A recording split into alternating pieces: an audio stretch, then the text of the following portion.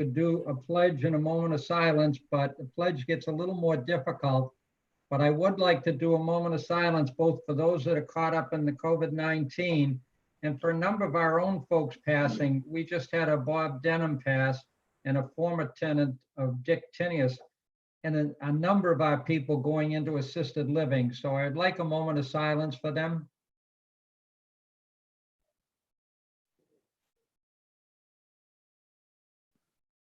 Thank you.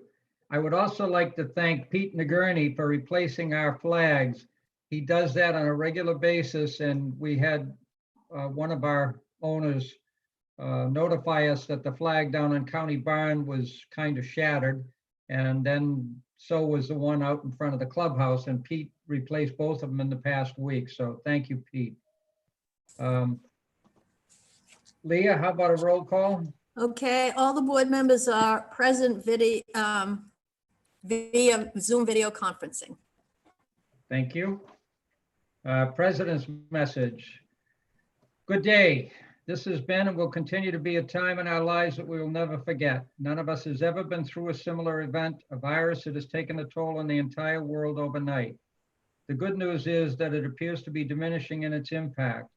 The even better news is that as far as we know, there have yet to be any cases of COVID-19 in RGE. However, it could still happen, so let's stay safe and do as we have learned, and let's get back to normal as soon as possible, which we'll be talking about later. As to RGE, let me talk a bit about living in an HOA. Most of us came from up north where there are few, if any, HOAs and are not familiar with how they work. We have covenants and we have rules and regulations, and folks, they are for all 692 owners and their renters to follow. No exceptions. Our R&R do not say valid except for hurricanes or valid except for pandemics. It says valid, pure and simple. Your board knows that it has been an extremely dry season in Collier County. That is probably the way of life for many years to come. However, despite a drought, a hurricane, or a viral pandemic, our rules, your rules, still apply to all. 2 weeks ago, 88 violation letters went out, many for poor lawn management. The reason that there were less than 10% of the owners who received said letters for a few weeds and some dead grass, as one owner put it, is that the other 90% are taking care of their lawn, and in many cases, even better than last year as they have more time. Better news was that many of the violators apologized and told us they were working to fix the issues as soon as possible. There are some who would rather blame everything else rather than fix their issue. And to those we say, fix it or fine it, your choice. One of them sent us a letter that most of us have seen that basically ends up saying, so this is our written response. If you feel you have to pursue with harassing us, have at it. All of you are ridiculous. Okay. As to the rules, they were made up by owners for owners. Our job with Joni's help is to enforce them. We apparently are doing our job, as several letters bitching at us for harassing a few folks during the pandemic are offset by the letters from folks complaining that we are not acting strongly enough on their neighbors who are breaking the rules. So it's kind of 50-50. I guess we're doing the right thing. We also get a number of anonymous letters. This month, 2 came from the same person. In the first, she was a retired couple that lives on Calais. And in the second, she was a couple that live on Charlemagne. No creativity whatsoever. As to the content, anonymous letters go in the trash. If you have an issue, use your name. We have an election coming up next year. The 7 folks that are on this board after the election will have to enforce the same set of rules. Pandemic or hurricane, doesn't matter. This is a great place to live. Let's work to keep it that way. Thank you. Okay, Leah, Secretary's report. We have the 225 and the 324 non-board board meeting. Right, so I would like to make a motion to approve both the minutes from the 225 meeting and the 324 meeting. They're currently posted as draft. I'd like to have them approved so that we can post them. Motion made. We get a second? Second. Who did that? Barb? Barbara. Second, Barbara. Any issues? All in favor? Aye. Aye. aye. Opposed? Ayes have it. Barbara, Treasurer's Report, we've got the January year-end finals, February and March. Correct. January and February, I went over last time. So I've done a report on there. They are on the website and they were posted in the newsletter. March, we have, I'm looking at the wrong page here. March, we have $318,000 in operating funds and $605,000 in reserve funds. We're steady Eddie so far. Thank God, keep your fingers crossed. Operating income so far this year, we have 121, but that's accrual basis. And so you really can't look at that number alone to figure out how much we have, how much we made. General administration expenses, general administration. We're 26,000 year to date. We're worth about $3,600 less than budgeted, but our budget, the way our budget is done by resort management, they just chop everything into 12 pieces and each month has the same budget amount. So it really goes back and forth, up and down, lower, higher. It normalizes itself generally towards further on in the year. Utilities, we are significantly under budget by about $9,000. Of course, you know that we achieved significant savings when we moved to Blue Stream. We achieved even more Blue Stream savings when we discovered that the tax rate they were charging us was wrong. And that saved us several $100s a month. And we are now also deferring some contract work, specifically janitorial. So we won't, while as long as we are closing the clubhouse and the annex, we won't have those expenses. Okay. How about we take the three of them and do one at a time, and let's do year-end finals. Although we went over them completely, we didn't formally approve them. So I know where I'm gonna ask for approval separately. I'm just going through this month since I already went through the other. At the end, I'll go ahead and ask for Okay, go ahead, finish it up. approvals. Actually, that's about all I have for this That's month. what I thought. You interrupted me right at the end when I Sorry. was done. I would like to move that we approve January financials pending results of the audit. I'll second that motion. All in favor? Made and seconded. Any Aye. issue? Get it together, people. Right, get it together. Anybody got an issue with that? All in favor? No. Aye. Opposed? The ayes have it. January or in February and March, you'll notice that the balance sheet doesn't balance. That's normal because they don't close the 2019 income to the balance sheet until after the audit is done. So although the balance sheet doesn't balance, it will once they close out the income. So we're seeking a so- motion to approve subject to the final audit. Correct, the same thing. So I move that we approve January and February. We have a second.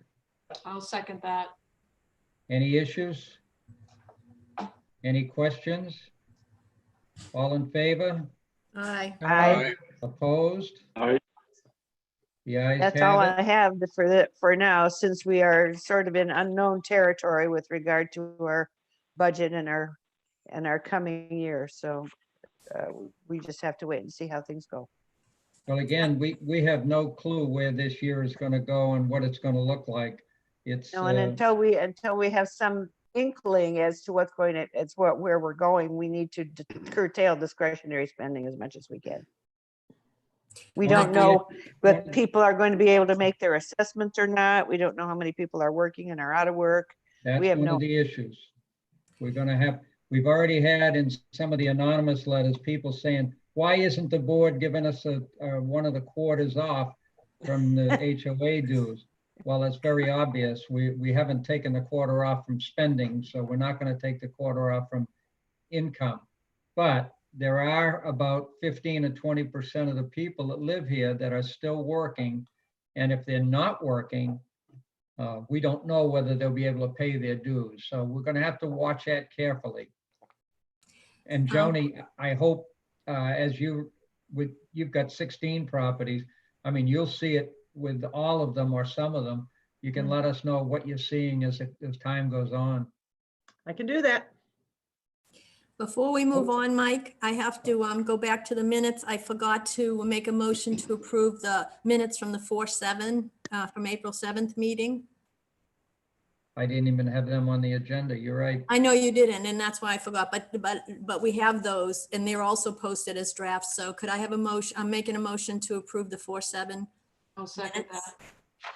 Any questions? All in favor? Aye. Aye. Opposed? Ayes have it. They are approved. I want to go to the ARB and a couple of things.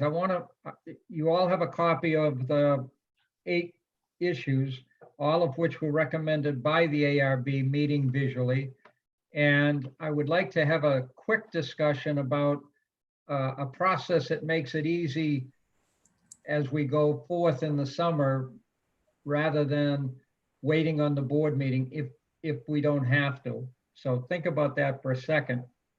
But I've got 989 Charlemagne. Mike Spira is putting in a generator and a propane tank. He's got approval from the county. They've located it.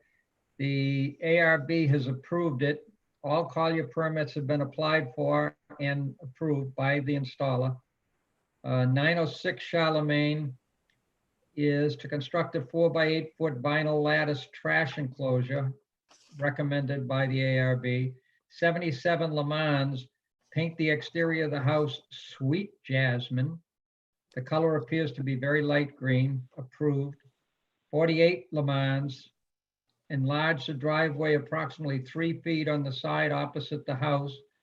Bob has driven by the house, looked fine to me. They did approve it. 134 Stell Drive would like to install pavers around the perimeter of the house. The area will be anywhere from 3 to 5 feet wide with 6 feet around the trash enclosure. Has a diagram with the formal ARB request and has been approved. 253 Marseille, paint the driveway. She requested Siberian haze, but was told it was too dark. She agreed to the next lighter color on the chart and approved that. And final was 107 Calais, rebuild the trash enclosure destroyed by Irma. So are there any questions? You all have seen this. Are there any questions on any of the ones that the ARB is recommending? No. I have a question, Mike, No. about the Go ahead, Alan. underground gas tank. Yes, sir. Do we keep a record of these in the community? Obviously they're a big safety concern. I don't know whether we have a formal record. We probably don't. I would have to ask Sheila that question. The last one that was put in was Bill Cannon's, and We have that one. was probably 18 months ago. And Barbara has one, she said. Yeah. Ours was actually put in a little bit after Cannon's was, And when we Alan, did our house. Alan, what would be the advantage of keeping a record of that? Yeah. Well, just So we in can go case, steal propane for the grills. I'd be concerned if there's any construction on sites, whether it be a utility company or anyone else who might have to make any emergency repairs, just to make sure that it's understood where these are located. But I should think that if we have records of it, we are then putting ourselves in the position of being liable for producing that information as opposed to the utility companies supplying that information. I Yeah, they don't should think be able to the get county would ever allow anyone to put them in the utility easements. Right, they can't go in the easements. No, but I understand that. But what I'm saying is that this is a town thing. as opposed, they got a permit for it. So all those things, like I know when Blue Stream went to do any of their digging, they had all of these town departments come out and mark their lines. And that Yeah, is what I should think would happen with this. Yeah, That's why we have to make sure that, you know, they apply to Collier County, get the proper Right. permits. right. What happens up here is that the fire department is certainly a concern of the fire department. Yep. And if they're responding to a place like that, they know exactly where the propane tanks are. It's in recording. Utility companies are called in if anybody does any digging. Any contractor is going to be liable if he doesn't get locations done. And They're also as long as it's identifying. the town, it has to be registered with Collier County, and that's what he's done. He's done the right thing. And our covenants now require that under the ARB that the permit actually has, a copy of the permit has to be submitted to the ARB 100%. when it's 100%. obtained, so that we They're know in also- fact they actually have gotten a permit. The underground tanks 100%. are also visible because there's a manhole access cover Oh, in the Right. yard. well, that addresses my concern. Okay. Can't miss it. Does As that big as a answer- regular does that manhole. answer? As long as it's visible, nobody in the It's right mind will visible. do any work on it. Okay. So could I get an approval on these 7? I move that we approve. Barbara, second on that? I'll second that. Leah, second. Leah. Any yeah, Greg, additional whatever. questions? All in favor? Aye. Aye. Opposed? Aye. Does anybody have a clue? In our bottom right hand on our screen is a phone with a phone number on it. Does anyone know whose phone that is? Yes, that's Greg, because Greg has. Oh, I got you. intermittent- He's, Yes. yeah, Yes. Gotcha. connected both He's ways. he's on the phone, but he's participating with visual. We worked on this all morning, Mike. Perfect. What I'd like to do with this ARB, if no one has a problem for the next couple of months until we get out of this crap that we're in, is we've already agreed to allow Bob and the ARB to approve color codes rather than wait for the board meetings.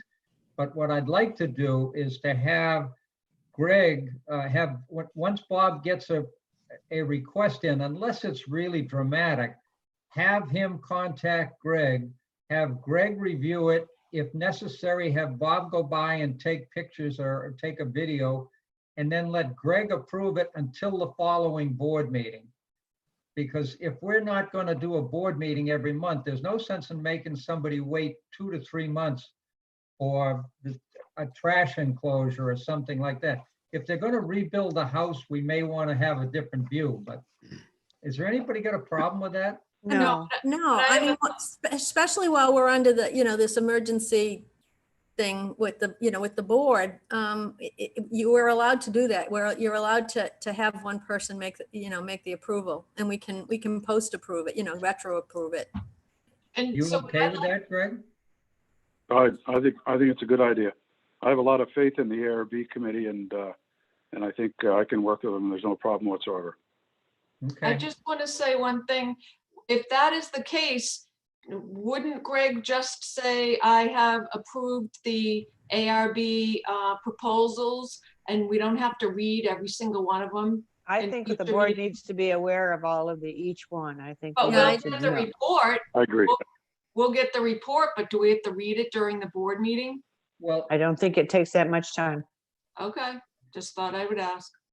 so I agree. we will do an after the fact board vote whenever we get around to meeting, but it's up to Greg to approve them as required. I'll let Bob, and Bob is listening. He was going to come on, but I think he's shy. He didn't want to go on television. So, I think we should make that a motion, a formal motion, and approve it or disapprove it. Yeah. okay. For this, during this Corona crisis, Right. yes. I would like to make a motion then that Mr. Greg Baker is the sign off for all of the ARB approvals, except for the paint, which is already being approved by the ARB themselves. Or any major construction. Yes. I second that. Any questions? Any adds, deletes? All in favor? Aye. Aye. Opposed? It's all yours, Greg. Okay, there was another issue, Florida-friendly issues, before we get off the ARB. There was some comments made about, should we put the garden club as an adjunct help to the ARB when they're trying to evaluate Florida-friendly issues? Anybody have a As a comment on it? consultant? Well, I was actually the one that brought that forward, and maybe as a consultant to the ARB. The ARB can always consult with them because my thought was, there's a lot of different aspects to Florida friendly, and some of it is not plants, some of it's gravel and stuff like that. And I think that we want to have approval of, if somebody's going to convert their front yard into something that's not got much plants at all, then the design of that maybe needs to have some kind of oversight. Incompatible. Yeah, so I thought it might be good if they're willing, if members that are there are willing to be consultants to the ARB in those matters, that would be good. I would think that would be rendering answers to questions and not rendering opinions. Well, it's not their approval or anything. It would be their Right. opinion on a design that is submitted or whatever, and maybe give suggestions. Do we have anything that, whether it's with resorts or anybody else, that defines what's allowable for friendly, for Florida planting? Each county has their own set of guidelines. Have you read that from the the county. county regs? I'd like to say something, so you guys don't even have to talk about this. Mike, Okay. you and Bill went and sat on that Saturday class, right? Oh, that was enjoyable. What, and I was just looking it up. I was trying to remember the presenter. Yeah. I think it comes from it's some credible Florida place. I'm gonna have to look it up. But because we had two board members sitting on that at that presentation, we are now allowed to get advice from them. So I Right. would recommend that the ARB contact them. Okay. You don't want, in other words, instead of the garden club. Right, because you're then gonna have to find who's around on the garden club, blah, blah, blah. But if they go, I think it's Collier Extension Club or something like We've that. got her name. We've Yep, got I'll her look- name. Yep, that's what I would recommend that they do, because you went and did that lovely class, we're entitled for that now. Great. Even a better solution. Right, Yeah. Well, the issue that I would then have, and I don't have a problem with that, but the issue I would then have is everything that they're defining okay with us? Because it may No. not be. Not necessarily. It doesn't have to be. well, Okay. wait a minute, if it's Florida friendly, that's in Florida statutes. Yeah, but it So- doesn't mean that the design of it necessarily is compatible with it. You can have Florida-friendly plants, doesn't mean necessarily the way you're putting it, or Florida-friendly, whatever, landscaping doesn't mean it necessarily is compatible with the design in the community. And that's where the ARB still comes in. Yep. And that's kind of why I suggested our garden club take a look at it, but that's, at the plan. Not that they go house to house, but there has to be a plan submitted of the design by whoever's changing their yard. Hasn't happened yet, as far as I know, although I do believe that maybe there's one person on Versailles that's doing it. Well, so let We me don't just say have to this. what she's doing. That's Joni's favorite house down there. Before the garden club submitted their recommendations for around the pool, they ran it by that association, I'll just call them that. Yeah, but that's the garden club. That doesn't mean that a homeowner's gonna do that. No, but we could say that they need to, and that, because what does the ARB But know it- about garden design? But So let me take this back a little bit. So what we're saying is, if somebody goes to the ARB, they have to go to the garden club to get approval for this, for any kind of work No. that gets done? No, Okay. no. The garden club has no right to approve. No, what I was saying was if somebody wanted let me clarify. So if somebody wanted to convert their landscaping to all Florida friendly, just because this organization that Carol's talking about approves the type of plants and stuff, or even the design, that doesn't mean that we feel that the design itself is compatible with with our community.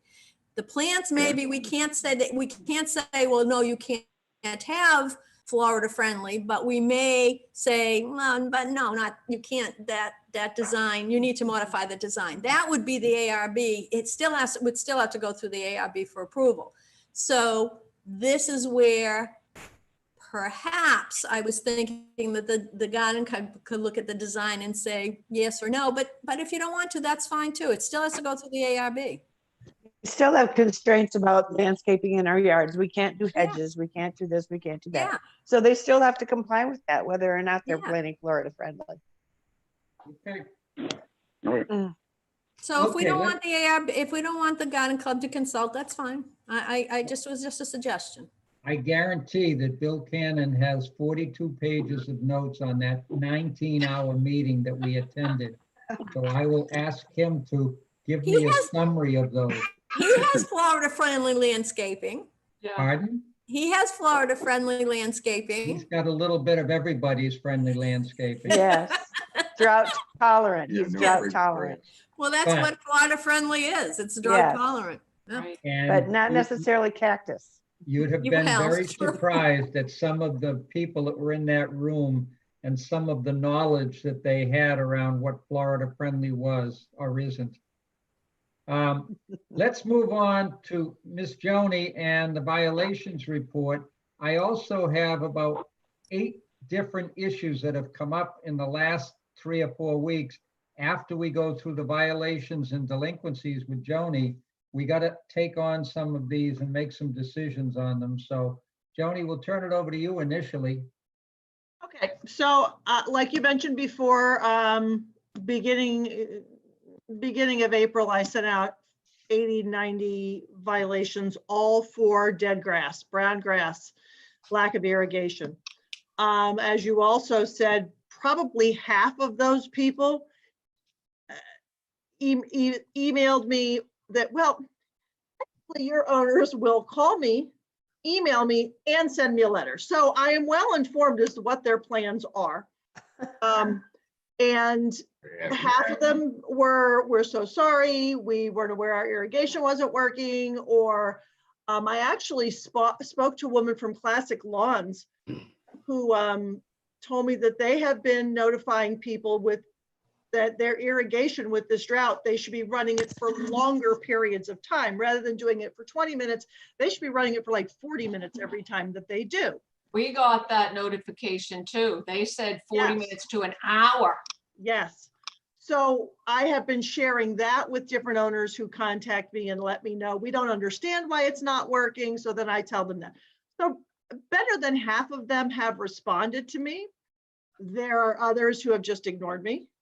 There are others, I mean, you get the love notes, you know what they're saying. They're Oh, either yeah. very nice and apologetically, or I'm just being mean to them. So, so those who respond to me and who are genuinely trying to solve their problem, they've gone as far as to send me receipts from irrigation fixes and things like that. So I've tasked it out because I know it's going to take them a few weeks to get this back up.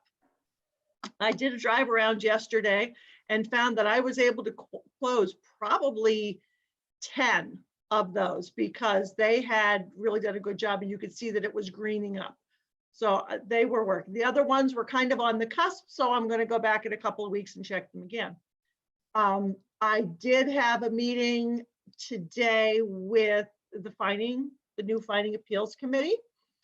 We just kind of chit-chatted, trying to give them an idea of what it is I do, what the process is, what they're going to be expected to do, how they want to do it. They chose a chairman. Steve sat in the meeting with us, so he kind of got a feel for what was going on, and I think it was a good meeting.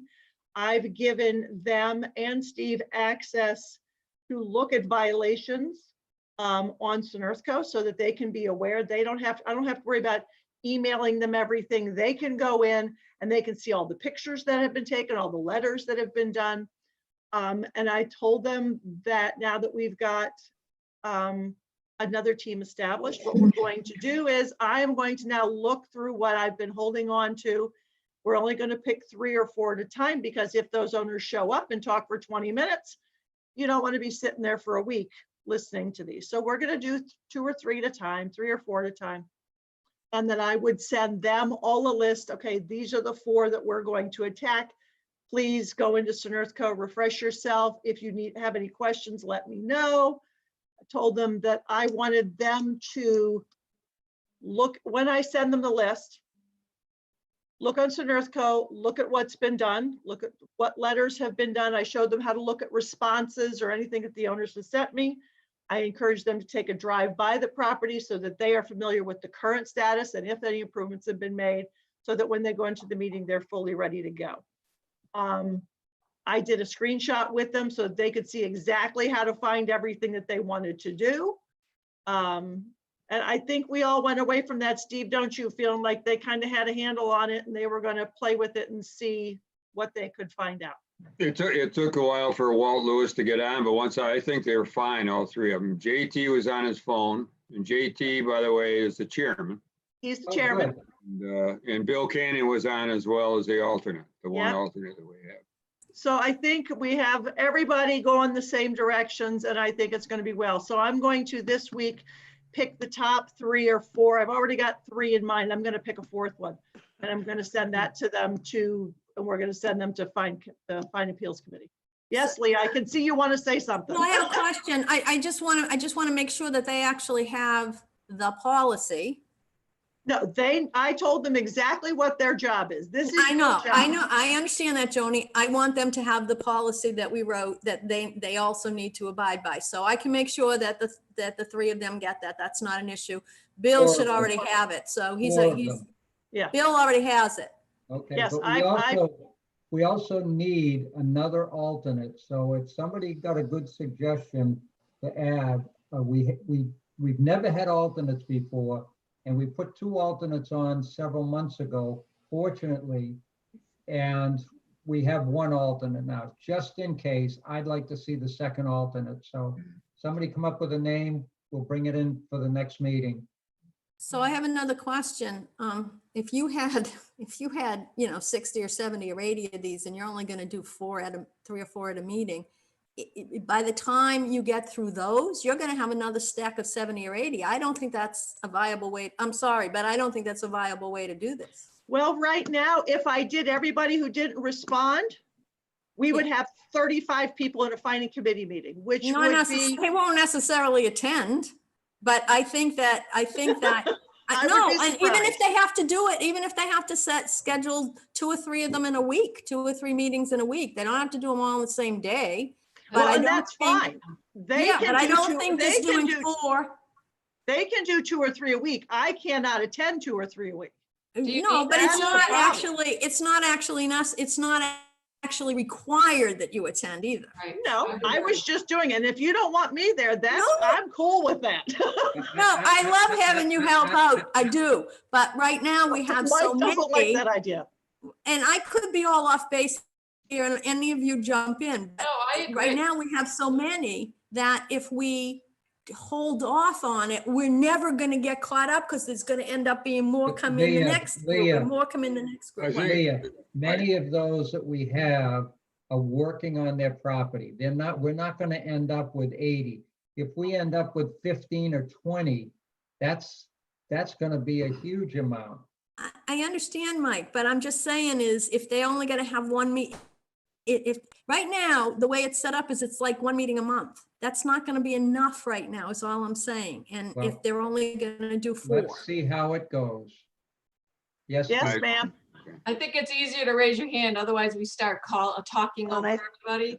I think Leah's idea of making sure that these new finding people have the policy is very important. They Mhm. should be completely familiar with the policy and know it inside and out.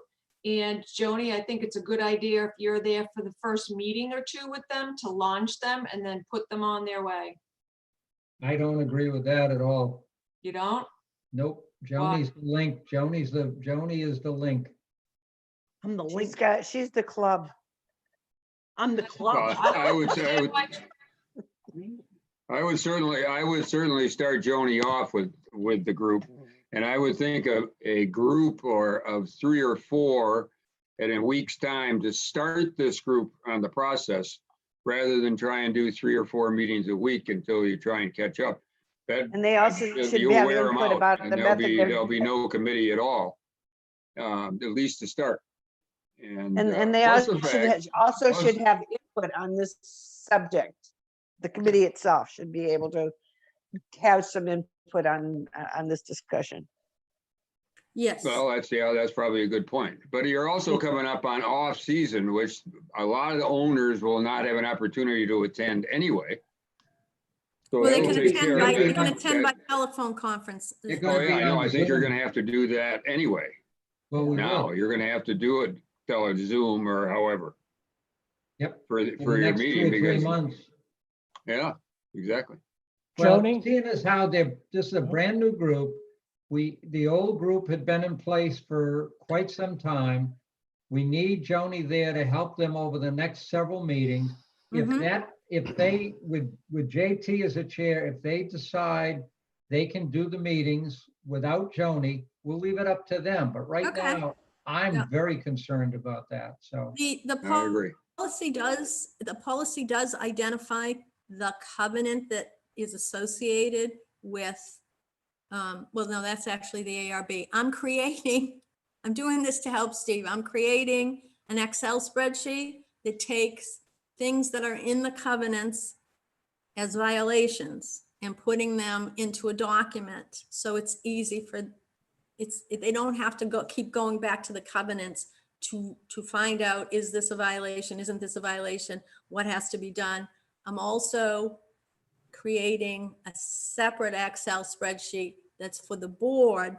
And these would be things that we would be referring to Joni as a violation, because they're not things that she's going to see on her ride around, but we may know about that we still have to address. So I'm in the process of doing that. I'm about more than halfway through, so that's not too bad. Well, if And you I think stop that riding your will bike help all the them. time, Huh? if you stop riding your bike all the time, you could probably get it done in a day. I think that will help them. And Joni too, I'll give you a copy of it just so you have it. At least it's, So to begin with, I will go through 1 or 2 meetings with them, and then I'll kind of meet with them, see how they're feeling about it.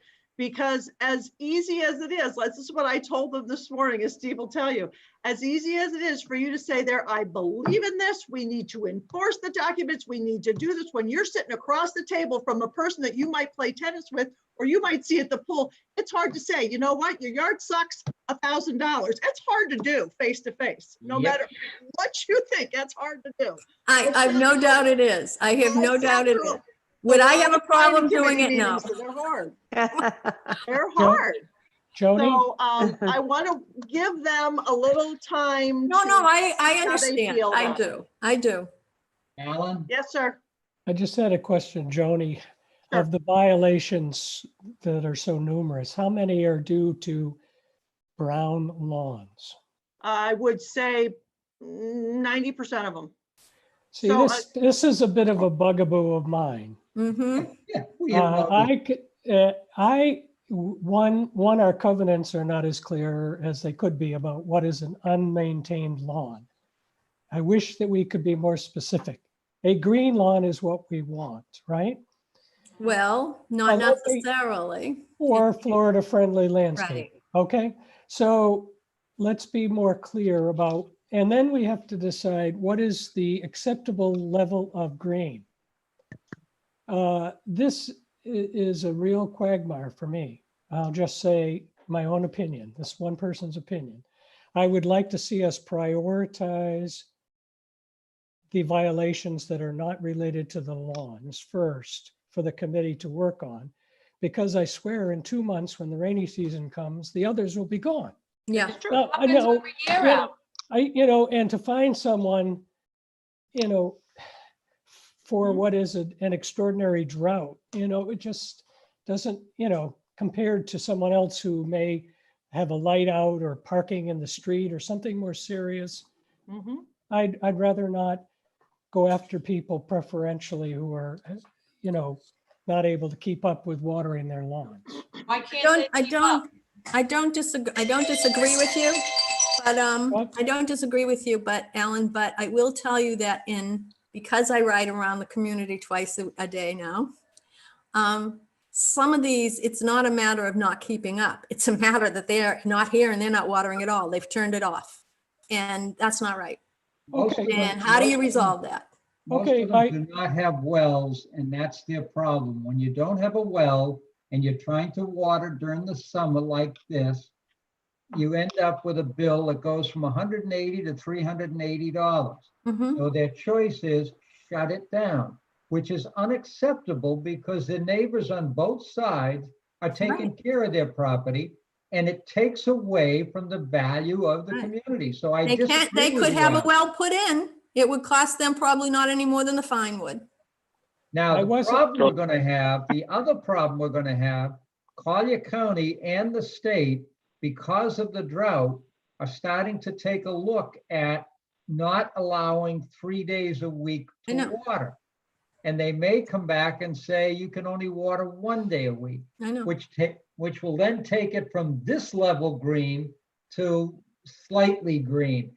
The reason that Joni does the tours, it's one set of eyes. It's her eyes. She's been doing it now for 14 years, and she knows what's good and what's not good. She's got this thing that says, eh, and she knows when she goes by McDonald's sitting over here on Charlemagne, he's got it, he doesn't. Somebody has the water turned off, period. Neighbor on the left, bright green. Neighbor on the right, bright green. His totally dying. It'll be totally replaced. It's not gonna come back in the. It won't come back. It'll come back with weeds. Yeah. It won't come back with grass. Hello. Go I ahead. wasn't saying they weren't violations. What I was suggesting that we prioritize, since the committee is overwhelmed with the number of things on their plate, that we start with those things that I think are more important. But the vast majority are the lawns. They're very However, few. if We'll go I after can the pop other in ones. here, the 3 of the 4 that I have chosen are ones that, while we're waiting for this whole, I was waiting for this whole ship defining committee, that are not, one is a lawn. And it's a lawn that all 7 of you would agree with me on. One is a lawn. The other ones have nothing to do with lawns. They are flat out violations that have been standing on our books for a few months that need to be addressed. So those are the ones we're going to start with. Yeah. Okay, thank you. Okay? That's that's right. all. I'm with you, Alan. I always have said, so when we get the little white flowers, how many is too many? Is No. this many too many? Is this many too many? Does it have to be half your yard, a quarter of your yard, all your yard? It's all very subjective. I think the flowers, the little flowers are almost impossible because the landscapers bring them from one yard to another with their equipment. And I don't know even how anybody would resolve those, but they're pretty. I mean, they're flowers and That's it's why we not, have, and they're green. Their tendrils are green, so it's green. And you that's why could we say have it's one Florida person. friendly. That's Huh? that's why we have one person looking, not Yeah. 3 board members taking turns. I know. Because then we'd end up with 3 I different know. sets of, oh, that's bad. Mhm. No, it isn't. Yes, it is. So we got one person looking at them right now. One of the issues we're gonna have, which is probably worse than the lawns, and again, this is an issue that Joni and I have had and others, is the overgrowth issue. And so far, it's been Joni's sets of eyes. And the one that's been the big problem is what, 9 Chateau, Mhm. which we already went at them once and they did cut down 4 leaves. But in my mind, it looks overgrown. In Joni's mind, looking with that versus the rest of them, it's not bad. As she says, you can see the house. Barely. I'm willing to go ahead. Here's my deal. When it comes to that particular, that one has been, as I'll use Alan's terminology, my bugaboo for the past 2.5 years. because it just looked like a jungle. And then I talked to the son, and I talked to the father, was actually in fining committee, and he was not a happy man. And then I talked to the son, and they have thinned it out. And you can see every time I drive by there now in the past 3 months, that man is out there and he's trimming stuff and he's got piles of stuff. So it's kind of like his, almost like his Zen garden almost. He's out there clipping. So this week, because I always do all the Charlemagne. I go up one side, down the other. I don't want to look both sides. I do one side at a time. And then once I get back to the clubhouse, I shoot down Le Mans, do all Le Mans, come back and do Chateau. So as I'm doing that, I thought to myself, you know, I'm going to pay attention. I'm going to pay real close attention. I see it. He was out there trimming and clipping and doing whatever he was doing. There are, if I was going to tell you, if I was going to write for overgrowth, I could have hit 15 other properties. Yeah. Easy. And if we do that to him, his son's going to come back and say, okay, I want to see the letters for this one, this one, this one, this one, because he's already hit me with that. But why aren't we citing the other ones? There are people who, because you can see the house. That doesn't. The technical thing for number 9 is that you can't see the house. Well, everybody else is just planting stuff on the sides of their houses. You can still see it. They have grass in the front yard. They plant on the side of the house.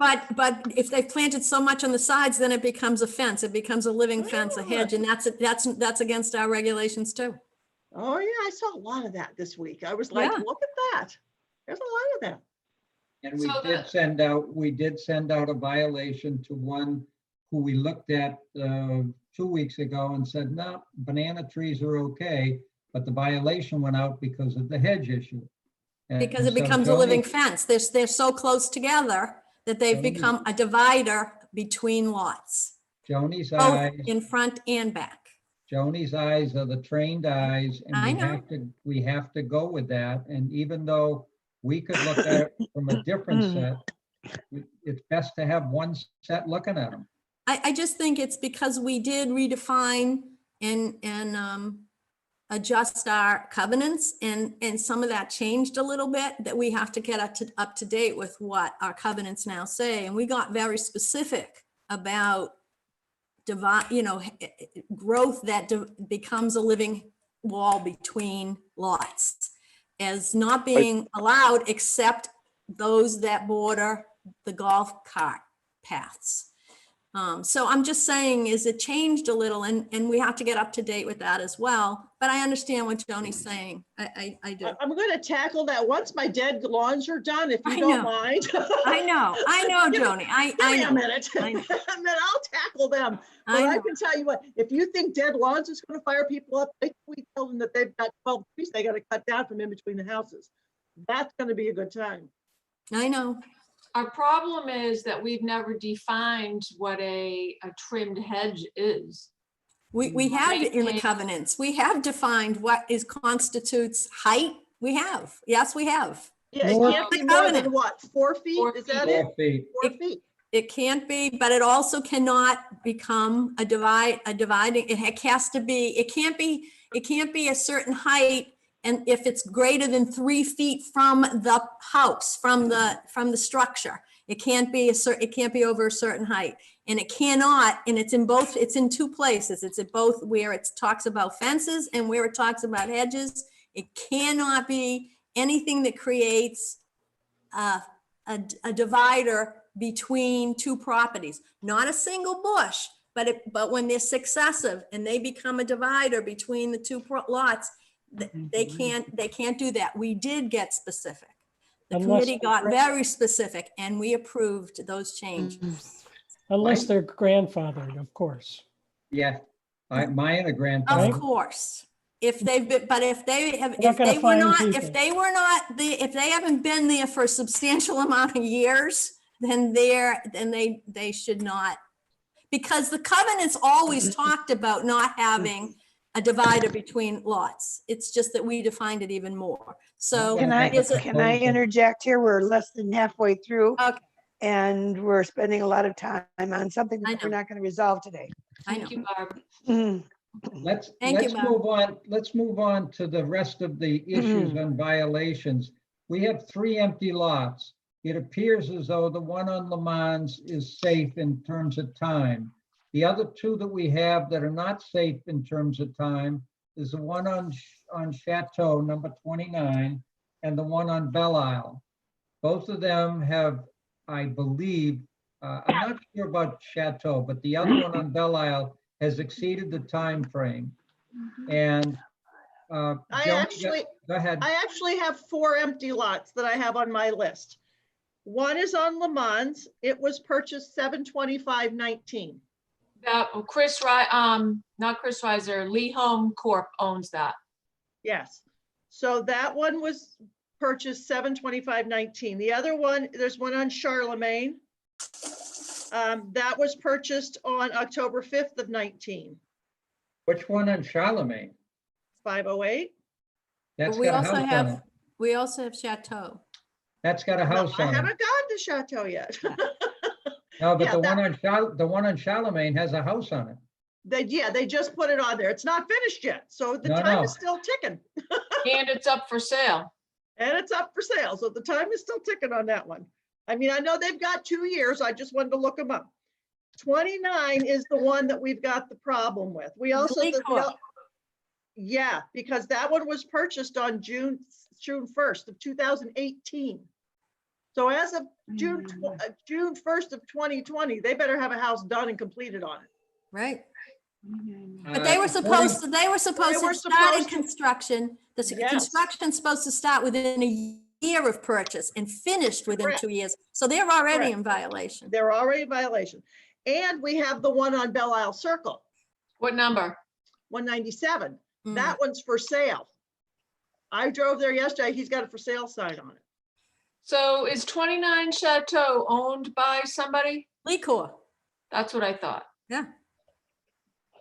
You know, I remember I've had to contact them when Hurricane Irma first came in, and he thought he was going to buy up these properties real cheap and sell them and require people to buy a Lee Corp home to put on there. He bought them and not even given a flutter of his eye over what our covenants are. So a few times I've had to, early on, not lately, tell him to mow and clean up his property. So I think somebody needs to get in touch with him and tell him this. Well, I think 29 Chateau has been sold. I I believe. thought it was too. Pardon? I thought it was too. It's owned by Lee Corp. That's the sign No, that's it on it. isn't. I believe it's been sold and I believe the house has been ordered. Okay. This is according to Sheila last week. The I know one- there's one on Le Mans like that, but I didn't think this one on Chateau was, because the sign that I saw yesterday said owned by Lee Corp. the sign is still there, but Sheila said that it was purchased some time back and they have a house on order. All So right. we would have to get the exact timing of that one. The only one, well, the one that's really in the hole is the one on Belle Isle in terms of it's been over 2 years.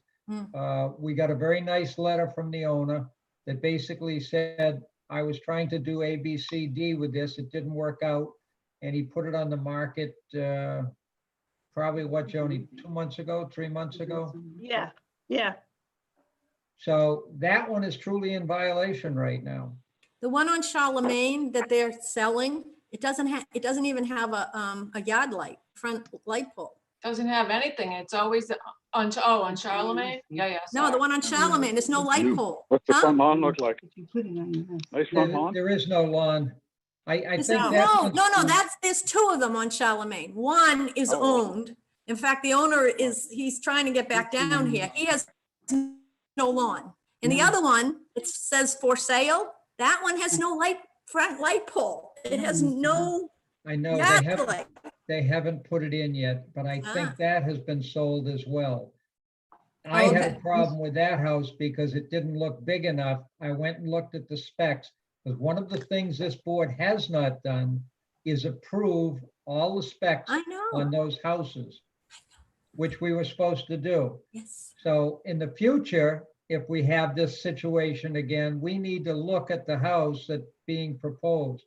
This one looked smaller than 1,000 square feet.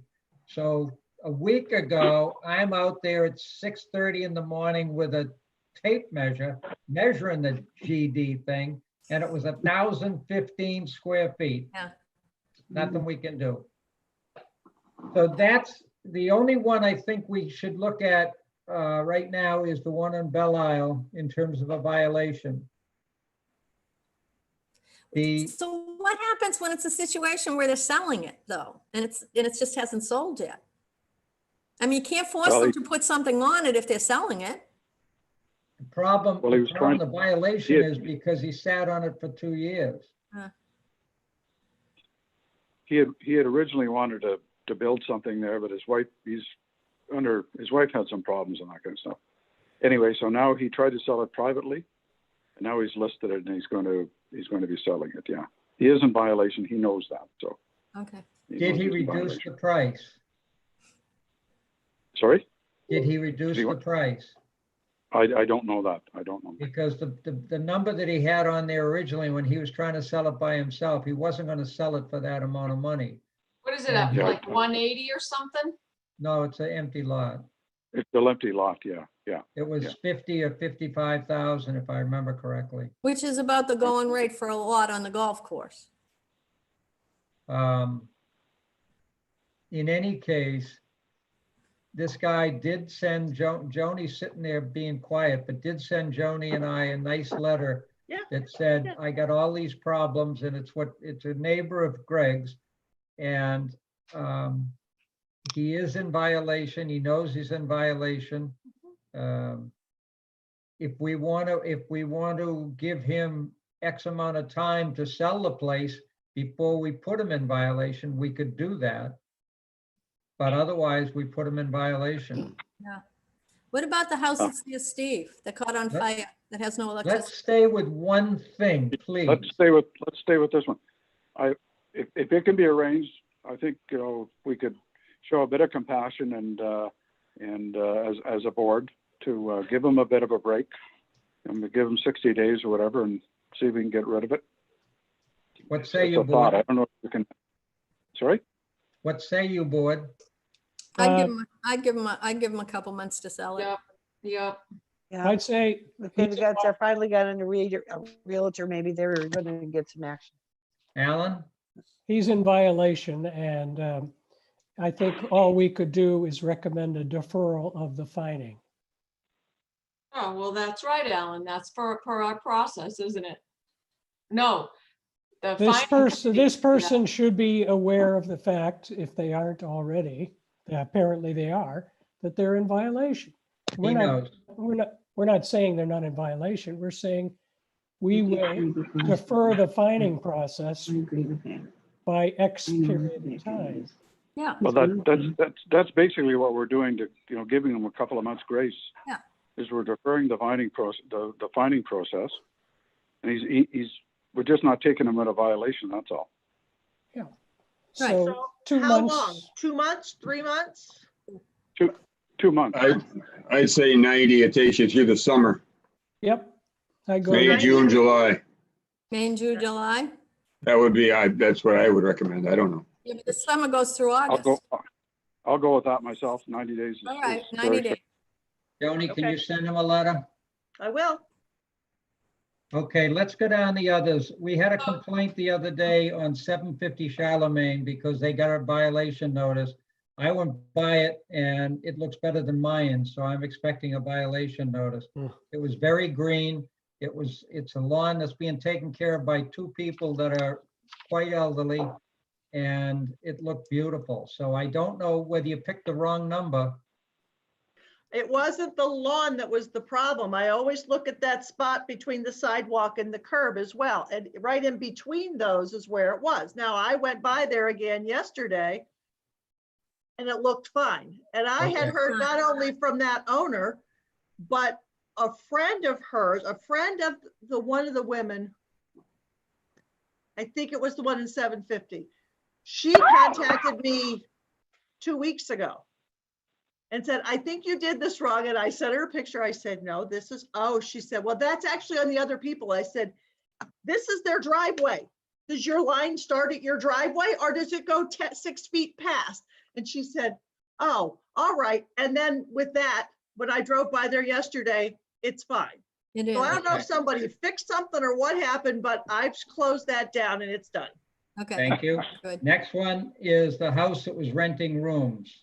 You Yeah. said he has made the statement that the individual that was renting the room has disappeared, has gone. Yeah. And I don't know, I guess we just wait now until somebody else complains. Exactly. I would think the neighbors would start to bark again if she shows up again. Okay. 116 Picardy Court. This is the one with the assignment going off to a couple. Joni, you Carol? gonna talk about that? No, you guys go ahead. I've been letting you and Janet deal with it, so go ahead. Okay, so I followed up with Janet on that today, and she got back to me, and I still have a question. It looks like they're changing the paperwork to go right to the owners, but we'll see about that. But- Because what that was, is they were gonna sell it to that corporation, and they were gonna turn around and sell it to the owners. So, she said to me that originally that's what they were going to do. So my question to her was, well, what do you mean by originally? So what do we do? Wait? Yes, we're waiting for Prideco is clarification. Prideco Naples is a money management firm, a wealth management firm. And that may have been some kind of a courtesy that we're doing, who knows, but unless we ask realtor. They or- probably gave them they probably arranged the mortgaging for them. And Yeah, that's what they usually, they Agreed upon it. negotiate for them. They, that they're concierges. Yeah, but why basically, would for they buy family. it first in their name and then Guys, transfer? let's not- Yeah, that happens. Let's not get into whys and whos. Yeah, I was just I curious. spent an hour trying to find out who Prideco was. I've read every one of their annual reports for the last 5 years. I still know nothing. I made all kinds of assumptions and said to Carol, please talk to Janet and let's get the facts and we make a decision. So right now, we're sitting on this, we're not doing anything. We'll wait and see what happens. Right, because what they have found out is by doing it that way, all the fees and costs associated with that home sale is double. So, As you would expect. right, Let's go to the next one, the one It should that be. Leah talked about, the guy that had the fire. Have you heard anything back from him at all? Nothing. No, Steve and I talked about this one yesterday. And so what I've done since I've gotten, which is not unlike him, this is the second time I've sent him violations and he doesn't respond. He just shows up at the fining hearings. So what I did with this one is I've already set it to Collier County Code. I've already submitted a report to them saying it is our understanding that there has been a fire, that there is no electricity, that this house could be dangerous. So I've already submitted that to Collier County Code Enforcement for them to check up on. Excellent, excellent. Because Good, it good, is, good. it is an issue. Yeah. Oh, yeah. Yeah, Jim How long- Sullivan has probably lost 2 or 3 different opportunities to sell his place because of that place. Right. Because people are observing what's going on over there and they said, oh, I'm not coming in here. And you can't How blame them. long, And that's a how long major. ago was the fire? About a month now, maybe. month. Okay. But that's a major issue in this place. And that's why I did the thing on what an HOA is, because Yeah. what somebody does with their property like that not only impacts them, it impacts their entire community around them. And Absolutely. that's what we are being paid the big bucks to fix. So that's the same with the lawns that have got there because of the wells have got them shut down. That's crazy. How about the guy with kids on Charlemagne? Now, he's lied to us so many times. He has said that the kids are gone. I suspect because of who it was, if the kids are still seen there, we will hear it very loud and clear. I haven't heard anything more about it. So I don't know if they're still there or not. He is fully How He is many fully kids? aware that they're not allowed to be there. We have had that conversation back and forth via email and phone. Yep. But I haven't heard any complaints that anybody has seen them still. Okay. How many kids in what Where in time? Charlemagne is this? Which house? This is, I don't have the number, 929, I think it is. somewhere's around there. And it's Roy Davidson's old house. Okay, And this will be the second time we've had the same complaints. Mhm. And we were told 2 weeks ago that the kids are finally gone, even though they were never there. Now they're finally gone. So that's I was another just one. wondering, Yeah. because every day we see somebody, older woman with 2 young kids, one's a know.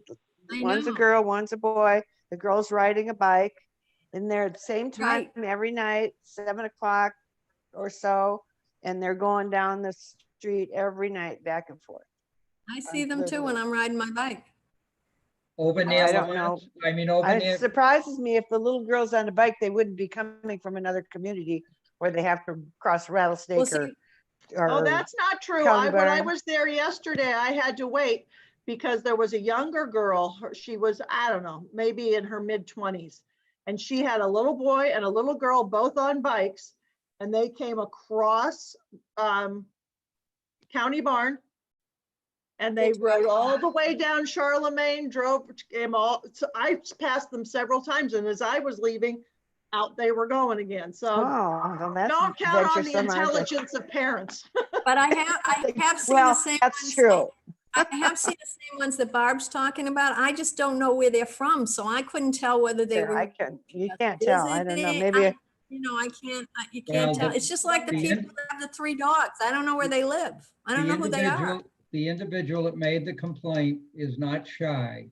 I'm sure if they're still there, we will hear about it very loud and clear. The last one I have is, Wait, I'm raising my hand so I don't talk over people. well, I couldn't see it with the palm trees waving.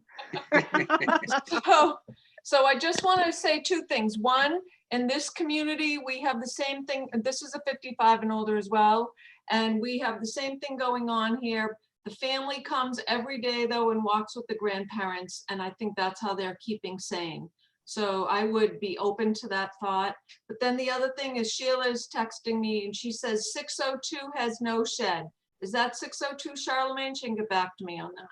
602 is the new house. The new, They've- Yes, it's a new they've house. got a They still do violation. not have a shed on it. So that's what she's telling me. Are we setting them a violation about that lack of shed? Okay, Oh, yeah, long ago. okay. They're one of my ones on the list. That's a brandy new house that's for sale without a Yep. shed. Without a shed, yeah. Last one I have is 50 Le Mans, the issue around escrow for the lawn. And again, I went by it the other day and there are probably 20 lawns that are worse than this guy on Le Mans and Chateau. And it seemed, even though our process didn't work with a sale, that charging this guy $5,000 escrow is excessive. Mike, nobody needs to charge $5,000 unless they do not submit quotes to fix the work. The man's doing it himself. So if we don't follow our process, first of all, why would we vote on it? And secondly, how do we ensure that he's going to fix it and what kind of time frame? If we were following the process, why didn't we catch this when the house was being sold? It hasn't been sold yet. Right. He's just doing the paperwork now. And he called me. We got into a conversation. He's fixing it for his mother. His mother's gonna live there, blah, blah, blah. I had sent them when I drove by in the middle of April, I had sent them a letter because at that time, he was apparently there and he was doing yard work. So all the hedges along the side of the house, the front of the edge of the house were all dead. He Yeah. had ripped those out and they were on a heap. And you could see that there was work being done. So I wrote a violation saying, okay, I couldn't physically see him, but I could see the results of what he was doing. So I sent him a letter saying, okay, this landscaping is not going to work. You've got dead stuff laying in your yard. So that's what prompted him to call me to explain that he needs the application and everything to buy the house. And I said, you understand? He said, those bushes were there because I'm ripping them out. I'm going to be redoing the lawn. I'm going to paint the outside of the house. I'm going to redo the inside of the house, and my mother's going to live there. I said, well, understand part of this application process is if these things are still existing when you purchase, you need to put money in escrow to show the board that you intend to complete this project. Oh, geez, is there any way around that? I don't know, but he's a contractor and I said, I can ask, but I don't see it happening. That's where I left it. That's exactly my concern. He's And a he should be able contractor. to get quotes. He should be, if he's doing the work himself, he could still get somebody and say, well, I'm gonna resod. Come and look at my lawn. How much is it, how much sod do I need? Or measure the lawn and go to Home Depot and find out how much the sod costs. I mean, he should be able to give us quotes. What? I thought he had sold the house, or he had bought the house, not that he had sold it. No. You're telling me he's selling his house to his mother or something? No, he is purchasing this house from the owner for his mother. And apparently he's got an agreement with this woman who currently owns it, that he can work on it prior to the sale. But he So just why contacted me. why haven't we told the owner that Oh, I she have. has to come up with $5,000 in escrow? She doesn't. No, she doesn't. She doesn't. The The buyer does. purchaser does. If she's not fixing it, if he's agreed to fix it, he's the one that has to put the money in escrow, not the owner. And Mike, the $5,000 is only if they don't bother to submit quotes. And if That's he's a not- if he's a contractor, he should be able to get quotes like that. And There it you sounds go. like it's a lot more than just the lawn. And not only that, if he's a contractor, he's probably working all day, working on this on the side. What's to say that he's not going to take him a year to fix this up? The escrow is there to give them a little incentive to get going. And the way around it for this is this woman he either fixes these outside violations before he purchases it, or the woman keeps it right now and continues to stay in violation. Because if we let this go through without him following process, we have no control over how long that mess is going to be there. I don't disagree with that. I thought it was different. Does the owner currently have a violation on her? Yeah. She does. Okay, Oh, yeah. so we follow the covenants on this. And that's how I found out about him, because when she got the letter, she sent it to him, who then called me. Okay, And And he we didn't follow the even know that covenant. he had to do an application process. I was like, well, we don't have your application. Oh, do I have to do that? Yeah, you do. all right. I thought he was selling, not buying. No. Any other violation issues? How about delinquencies? Okay, delinquencies. You won't be able to see it, but I have to minimize you. Where is it? I looked at your delinquencies. We are at right now $11,548.12. Of that, 2 of them make up the vast majority of that, as you well know, to the tune of almost just over $8,000. So you have 2 of them that are over $1,000. You have 3 that fall between the $500 and $1,000 mark. 2 that are between $250 and $500, and the rest are obviously what are accumulation of late fees and interest. Nothing under $10 this month. Woo-hoo. So for a grand total, so for your maintenance fees, you have a total of $64.98. Late fees, $514. Interest fees, $216. Attorney fees is $4,300. So that's going to go, that'll go away once we get these other 2 foreclosures taken care of. I have a list here of 1, 2, 3, 4, 5, 6, 7, 8, 9 or 10 that are small, like late fees, interest, that I will send to Sheila, because what she's been doing is going and contacting those owners and trying to collect those small fees. Okay, So this that's sounds where like, we are. we're not out of the norm. and what? We are not out of the normal. No, no, Okay, I would say no. okay, that's what I But thought. we haven't had we haven't had a fee payment due since this coronavirus Right.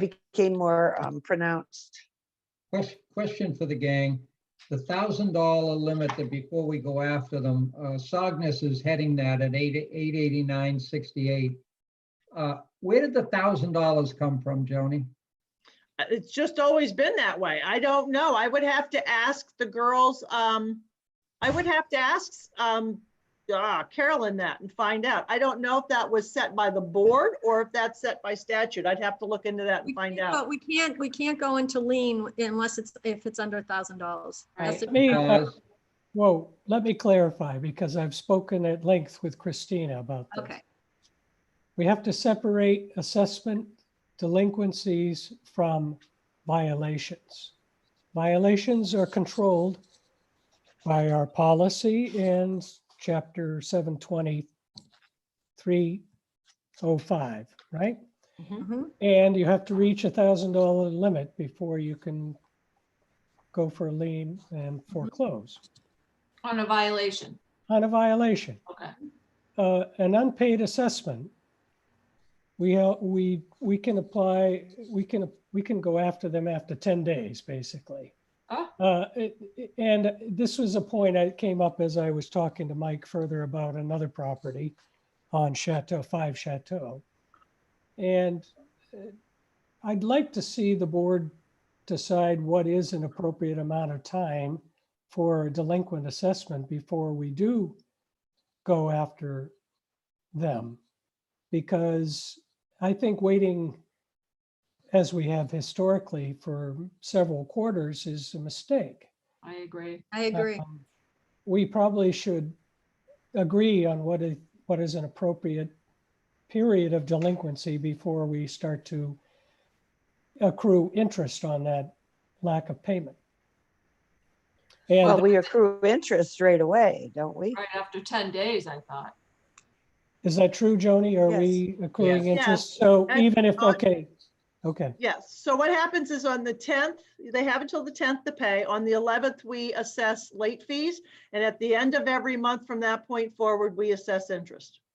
Okay, and the statute points to our covenants, and covenant section 3 is what deals with assessments and lack of payments thereof.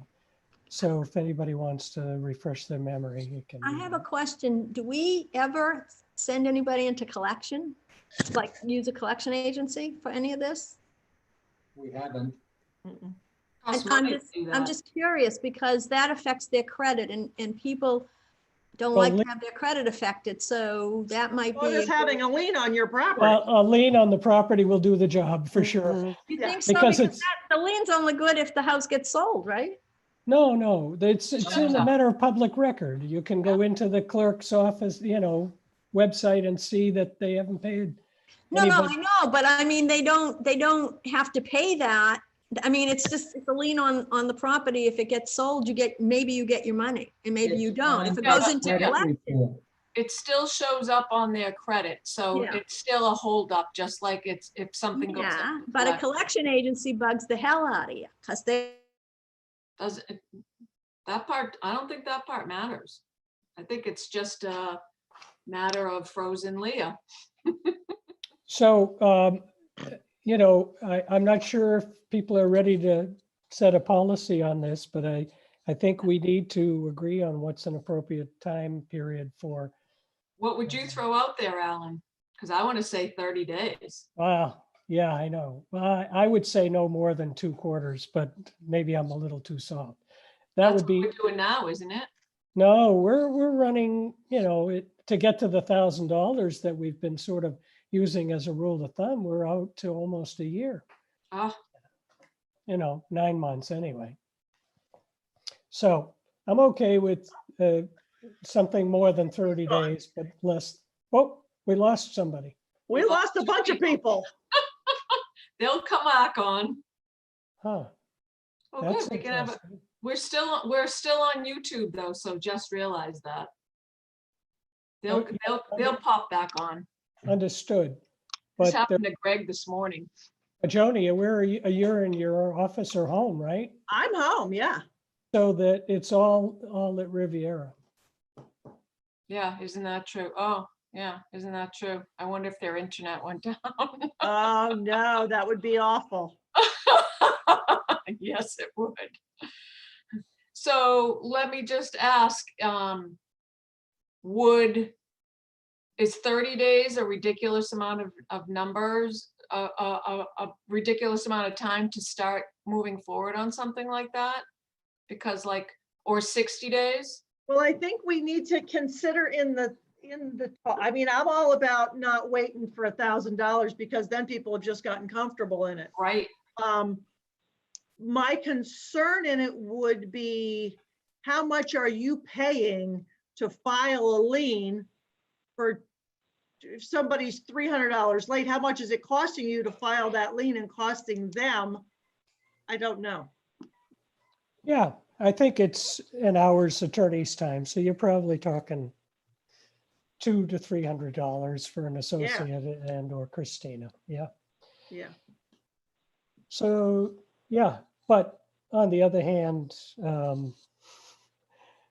we need to do something more Aggressive. more aggressively, I guess. That's why Leah's not on right now, but you know, we've over the years, we've had to turn people into collection and that kind of stuff, and they get the money collected. And if it goes over $1,000, then you send it to collection. And I think we're being pretty soft on a lot of people. I Well, agree. that goes to And they foreclosure. If it goes to Sorry? it'll go to foreclosure. Go So to it'll foreclosure, but I mean, we can't drive a foreclosure for $1,000 debt. Yes, we do. Oh, yeah, we can. Okay, it looks like there's a Zoom issue here. So I'm gonna recommend that we end this meeting and I'm gonna start another one like right away. All right? Okay, Because very good. Zoom is telling them it's timed out, so it's a total Zoom issue here. So even all of you that are listening on YouTube, you're gonna have to go get out of this meeting and go back, and I'm gonna stop this live meeting, and I want you to go back and look for the next live YouTube board meeting, and I'll call it part 2. Here's my. So Okay. we'll have a new code to Yep, link. a new yep. link. Okay, I'll sign off. Resending you. Okay, bye. Bye. Thank you. Bye.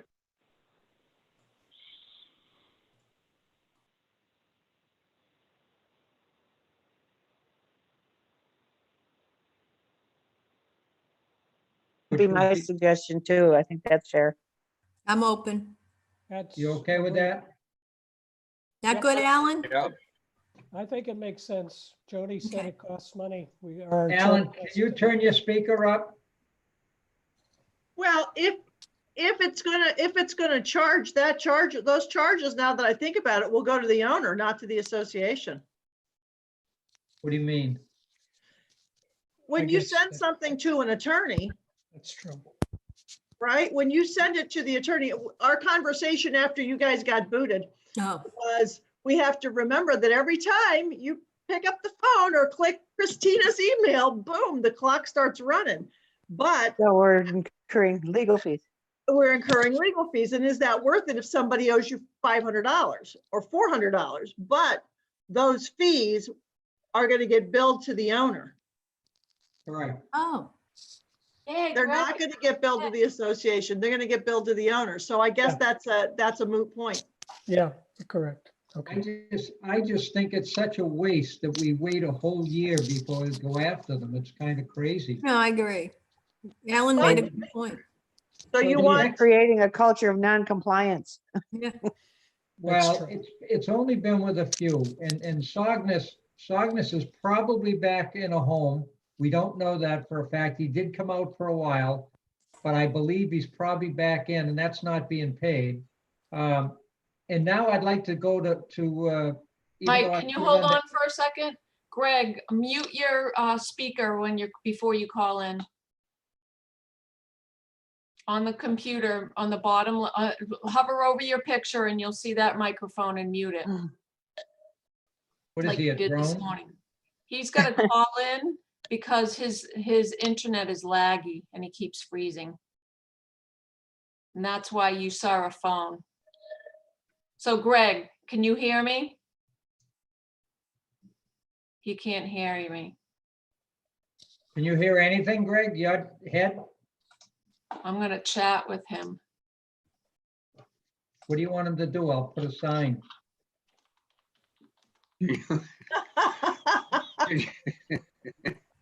Can you still hear me? Yes. Yeah,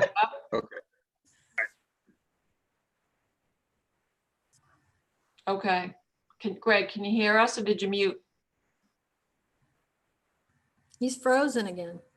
Yeah. Oh, no, This is why when he called in, I wanted there he him. is. He's not frozen. No, he's not frozen. He just isn't. he's in Canada. Of course he's frozen. Yeah. Has he got his No. speakerphone on?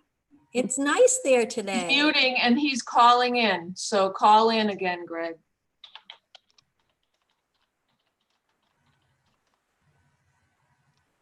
Because that was working great. We had to work with him this morning to get it like this and it was going. Oh, great. because it's because of the problem with his sound. His internet is very slow Yeah. where he is. Alan, while they're doing that, are you okay with the resolution on the lawn issue? You The can lawn. always suggest wording for the R&R. Yes, green. I've been screaming for green all along. So, okay, so, Well, while we're trying to get him, we're not going back to that. We've already been off of that. While we're Right. trying to get him set up, I asked Alan to start working heavily on 5 Chateau because 5 Chateau is just going on and on and on. So yeah, I will turn this, while we're waiting for Greg to come in, I will turn this over to Alan to talk about the whole foreclosure issue. okay. Good one, Go Greg. ahead, Greg go is ahead, on. Alan. Greg's on now, right? Yes, he is, because you can tell because there's a telephone here. Yeah. Yeah, There that's- you know, yeah. There he is.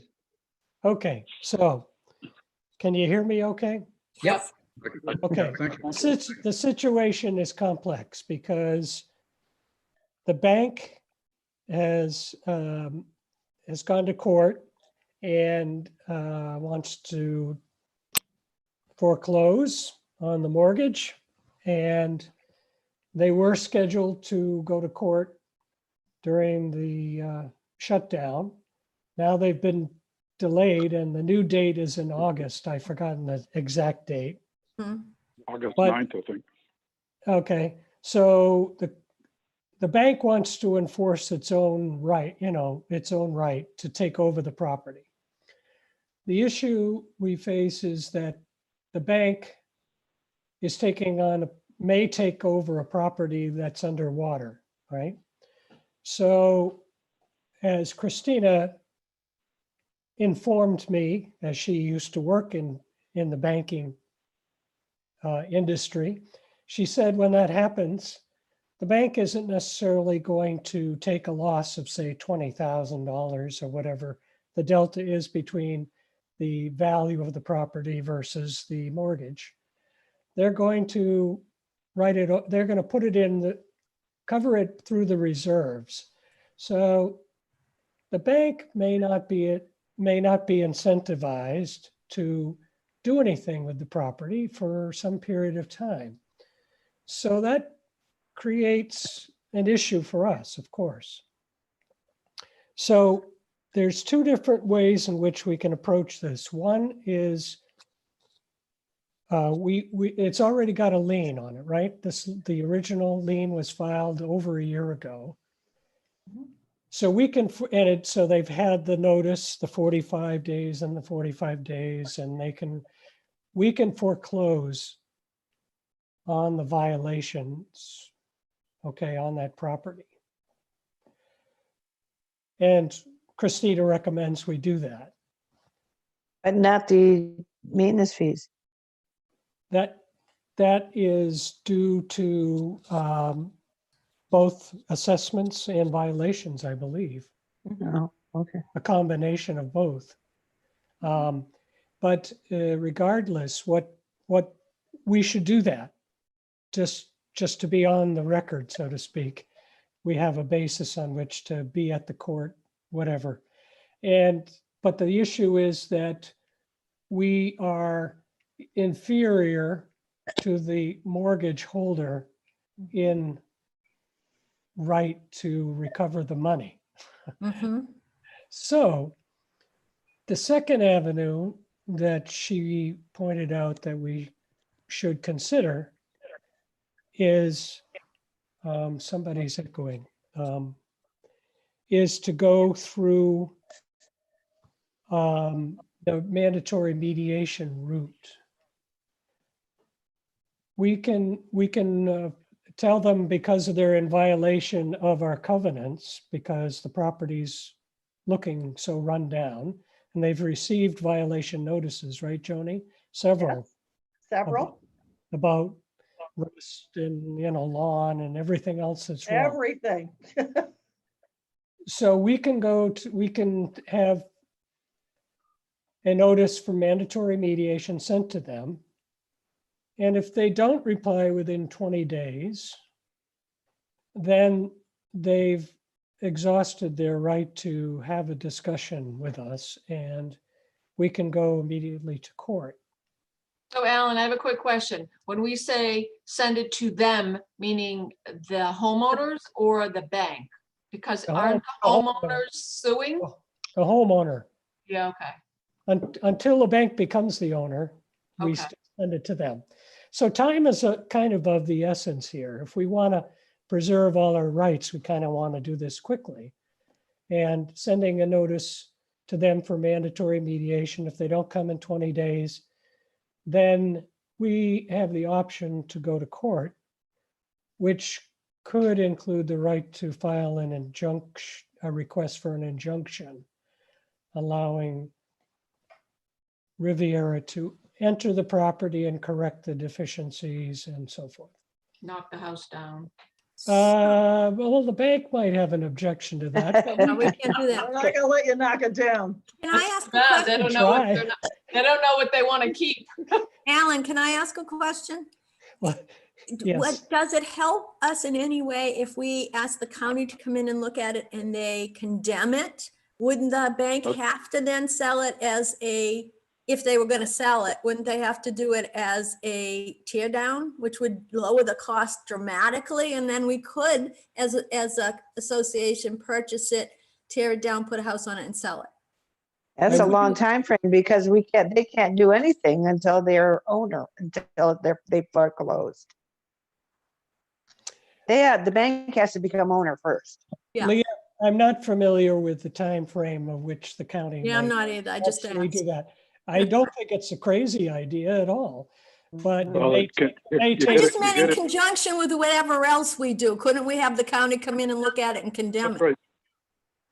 Condemn the place, not. I mean, it what can't be, it suggest. can't Get hurt it to have them condemned. come in and condemn it. No, if they It's a- could it's a come safety- before it's a August, safety issue. if it's a Safety safety, issue for the community. One of you. Alan, yes. If in fact the county can act within the time frame we want, that's a good thing too. Joni, wouldn't any allow thoughts on that? I'm sorry? Joni, any thoughts on that? I can contact the county and have them come out and look at it. yeah. I mean, they can red tag it and then at least it's done. For whatever else we do, at least then, once they condemn it, it's condemned. So then, Sure. So we have two issues. Do we do a lien or do we do the mandatory deviant? everything, do everything. No, I think Did- what Christina recommended was to do both for different reasons. Okay, so I guess to the board, we've got three things sitting there. One is to go to the county to get it condemned. One is to file a lien on our behalf, and one is to go the mandatory deviation route. We Yeah. filed the lien, Mike. We're talking File about foreclosure. File for closure. I would do all three. We're You not okay gonna with get that? anywhere unless we do something drastic. We have to do Sure. something. So I would go with all three. I would go with what Christina and Alan just recommended and add the county into the mix because that can't hurt Steve? us. Steve and Carol, You okay? I'm good to do that because it's been an Yeah. ongoing issue. Greg? Alan, Fine by me. we're all set then, right? Yep, let's move on. Yes, So Joni. So Joni, let me make a motion that we Oh, that's a good idea. inform Alan. our council that we would like to proceed for foreclosure as well as to request mandatory mediation. And And the Red- county, Well, the county issue, yes, is a separate matter, but but notify them to ask them to come in. yes. Yes. Okay, so the Okay, motion I'll has been second that. made that we go with all three routes at this current time. Do we have a second? second, Carol's Carol. seconded before you, Barb. Any I know. questions? I'm Any always questions or last. concerns? All in favor? Aye. Aye. Opposed? I, Thank you, Alan, for your work on that. Now we get to one of the two issues that I thought would be the major issues. I figured we'd get done here by 1:40. Yeah, But keep with this dreaming. group, it's hard to do anything. That's because we missed each other last month. And so activities openings. When I sent the original note out, I figured this would be a piece of cake. And so what we received, and again, I asked Alan to manage this, and what he received was 14 pages of yes, no, maybes. So that's kind of where we are. And Alan, I will turn that over to you. And out of this conversation, what I want to come with is what do we want to do as of now? Not a month from now, but right now. Do we want to open this? Do we not want to open this? Whatever it is that 4 out of 7 agree to, effective May 1st, which is when the order goes out from DeSantis to kill the stay-at-home order, effective May 1st, what do we want to do? And then if we have to, the second pass is, okay, on those that we don't decide to do, when and how, what's the rules? So we can tell people, we're getting all kinds of noise. And I think I told you all when I went by the other day, there's a pair of underpants and a big towel hanging on the gate right by the shuffleboard. I took them off very carefully and put them on the side. Well, the underwear is still there. Somebody stole the towel. But somebody jumped the fence and went skinny dipping. And besides that, we've got all kinds of requests to open it. People saying, we're adults, we should know better. Well, you can't fix stupid. And we had stupid people in there, and that's why we closed it in the first place. Can I So say something before we turn it over to Alan? can I stop you? participated- No, well, I participated in a big discussion this morning with about 8 other communities in Naples about what they're doing. I have some very good feedback to share with you. Let's hear it. Okay, so first of all of these communities aren't doing a thing until the governor lifts the bans. And that was part of what they all agreed on. And then, That's Thursday, by the way. yep, I understand that. Let me finish. And then it came to, they shared that the governor has a task force working on recommendations upon reopening about what should go first, how it should go, etc.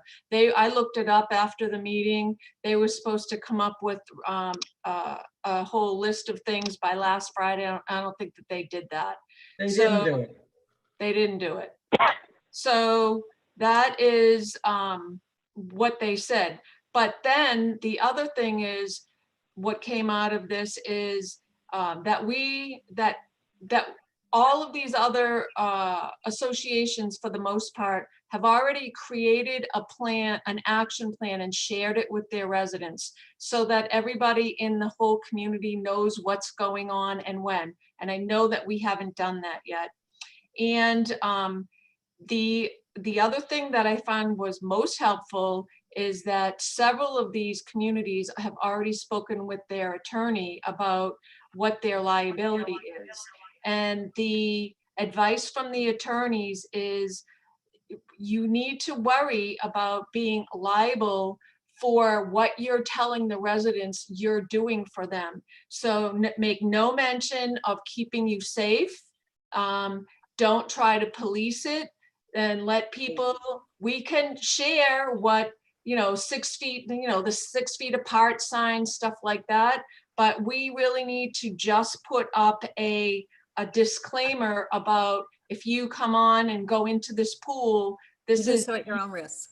do it at your own risk, right? So that's what I came out of it. And I don't know, I mean, it started off this morning with a lot of these communities talking about what they've already done, but that was useless information, because we've already, all done basically the same thing. But these pieces that I'm bringing up to you now are the things that I think that we should focus on, like what's our plan, who's going to develop it, and how are we going to share that with our residents? Hey, let's not get there. I asked Alan to take care of this. You just brought up what you heard this morning at the meeting. Okay. Anybody else could have been to that meeting. I want you to know, we're not talking just about the pool, even though we're getting more noise about the pool than Okay. anything else. And the reason we're getting the noise is because most of the pools around us never close. I know. And I received calls from these pools if we would go and ask our people not to use their pools. I said, no, you go tell them not to use your pools. I'm not telling them. So a lot of the pools never close. That's why the pool has been such an issue. But we've got a whole bunch of things. We've got the annex, we've got the pools, we've got all of this. And so I asked Alan to drive it for us. You gave your recommendations based on that this morning. I'd like to go with Alan, and this is where we're putting our plan together.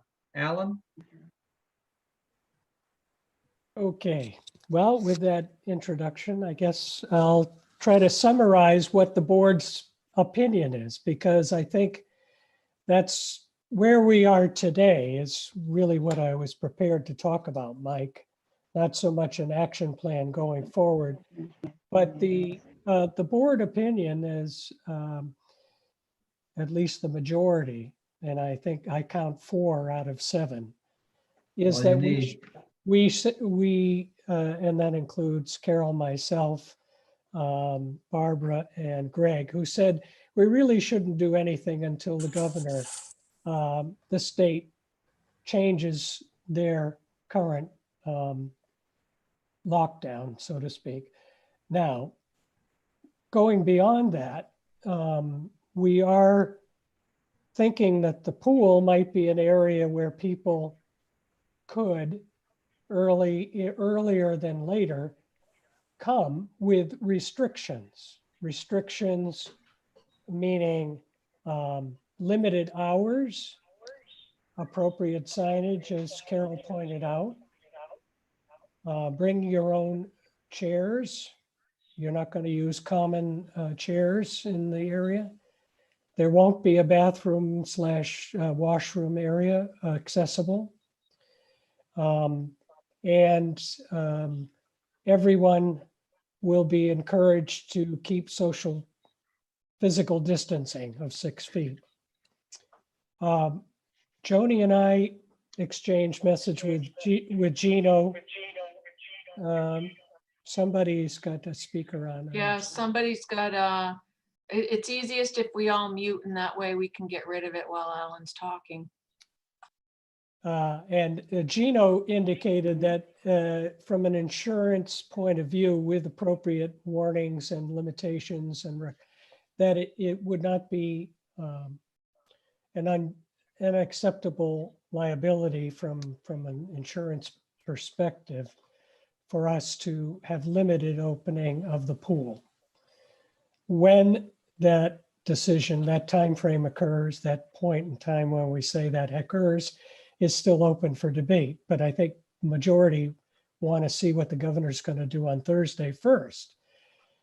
On the other end of the spectrum, we're absolutely unanimous in believing that there should be no opening of the clubhouse, no social gatherings, no use of annex facilities at the moment without significant changes in the trajectory of the coronavirus cases. And I guess somewhere in the middle was activities that might involve things like tennis or pickleball. But even our champion of pickleball, Steve, suggested we wait a little bit and shuffleboard because we can't assure that people can maintain social distancing for the near term. Those are sort of qualitative opinions that I heard in everyone's feedback that I got. Okay, so let's do something. Let's try and keep some level of order, especially on me. But let's make an assumption that 2 days from now, the governor is not going to extend this thing. There is no way he is going to extend it. It will be released. Now, there may be other conditions, but let's make an assumption for this next conversation, and let's go through one at a time and work. I guess what I just heard was most of the people don't want to open up the clubhouse or the annex. So we got the pool and the external activities. And why don't we work one at a time and work the pool and get your 2 cents in on the pool, and we'll make a decision, then get your 2 cents in on the pickleball, tennis, and then the shuffleboard bocce. How's that sound? That sounds good. So pickleball. Who's got an extra speaker on? I think Somebody? Greg may have both his phone and his computer audio on. I have the phone audio on up. Let me check the audio. Hello, hello, hello, hello, hello. Hello, hello, hello. I was muted, so I'm back on.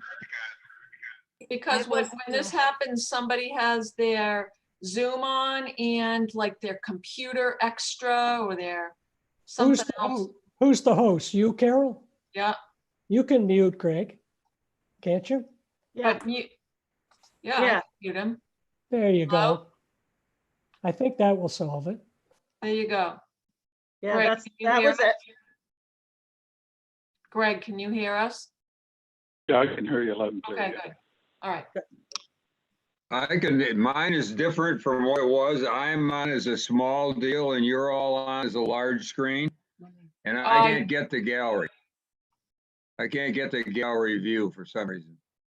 Okay, But I can hear everybody and I can see you when you're speaking. So I'm okay as long as you can hear me. yep. All right. That's fine. So, Let's so start Mike, with, do you want me to talk pool or pickleball or let's do one at a the time? pool first and let's do the pool, get everybody's 2 cents as quick as we can, make a decision effective Wednesday, subject to the governor dropping the stay at home. Okay, all right, my 2 cents on the pool is that all the furniture would be removed. They'd have to bring their own chairs, take them with them when they leave.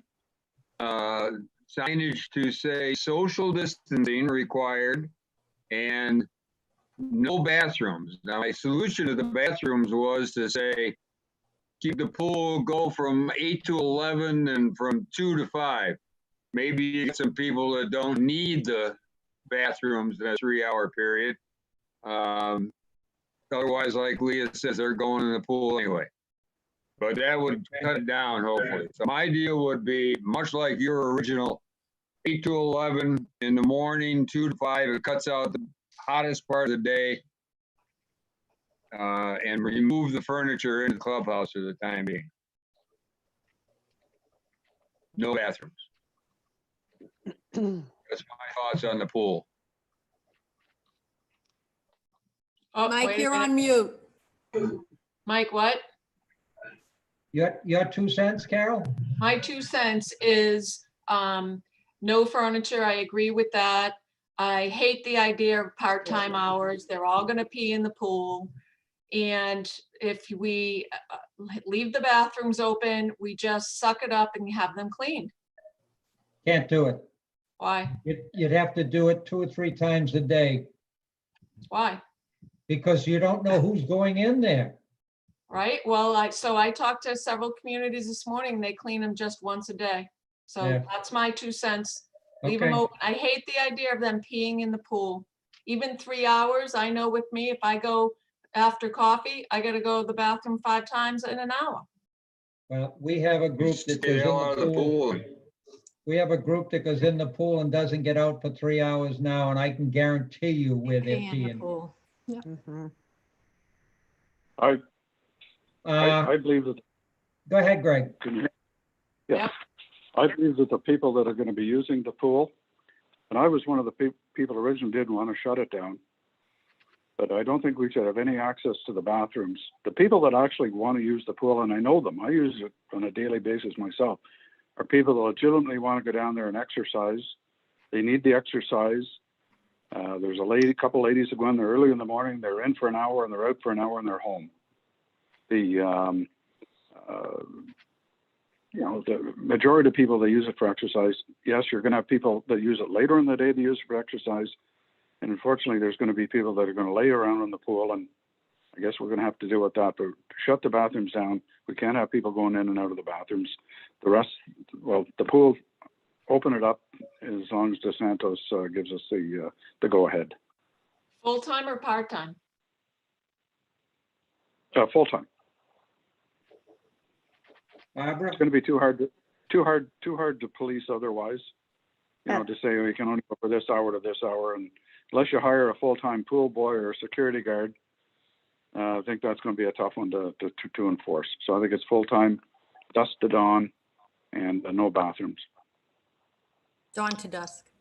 Barb? No, Same thing, open it, no bathrooms, no furniture, signage that won't make us liable. I don't think we can police it. I think it's gonna be too hard. Somebody's gonna have to commit to be in there, and I don't think it's fair. So we'll have to police each other, and I'm not gonna go in it. So you're Full-time or saying, part-time? you're saying full-time? Yeah, I'm saying full-time. Leah? So I agree that I think all the furniture should be stored in the clubhouse since we're not opening it. They have to bring their own chairs. They have to take the chairs when they leave. I think full-time, I have a slightly different reason for it. I'm concerned that if we limit the hours aside from the policing and so forth, that there'll actually be more people in the pool area during those times, and it will be even harder to social distance. So I'm for opening it full-time. I don't see how it's going to help us to do it for limited hours. Alan? Good point.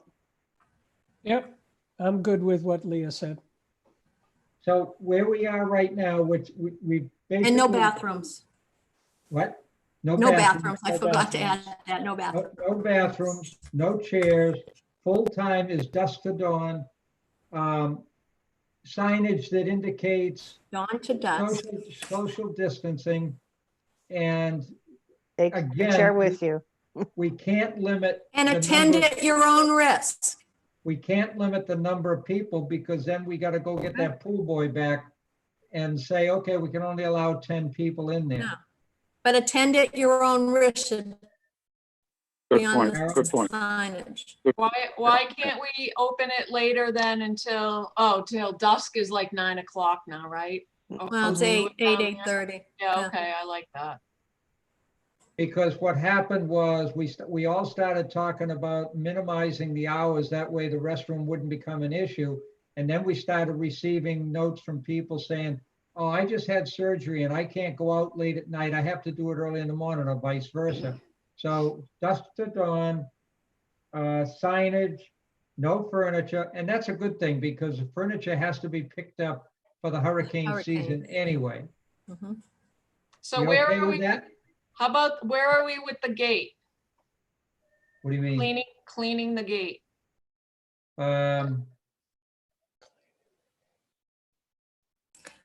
I don't think know. they should be cautioned that they also should bring something to, clean the gate as they enter and leave. Do we need to have a container of wipes? Oh, no, No, I think they should bring their own. But what we If will we start, do is we we'll we restrict. can't, Go somebody's ahead. gonna have to be refilling it every, Tony. who knows how often. People will Johnny. take it home. Yeah, people will take it. Joni, I don't have any dog in this fight, but I have a question. Go ahead. I agree with everything you're saying. My question to you is, how are you going to ensure that people don't go in to use the restrooms?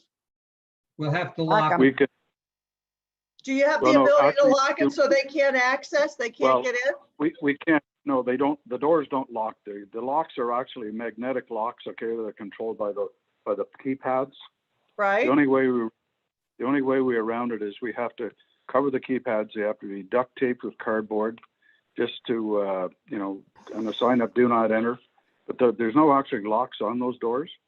we They're can't disable magnetic the locks. magnet? Oh, I didn't We realize can't- that. Greg, why can't we get a locksmith in and have him put locks on the doors? We can do that, yeah. Yeah. That's not a easy. I think we problem. should, Yeah. because cardboard, There somebody's should just gonna rip be. it off. Exactly, that's my They concern. Can probably you, will. is there any You handle that will. you can put a chain through from the inside so they can't open them? Well, that's what we Because- did. That's what we did in the annex. We put rope on the inside, so if they open it, we Yeah. know it.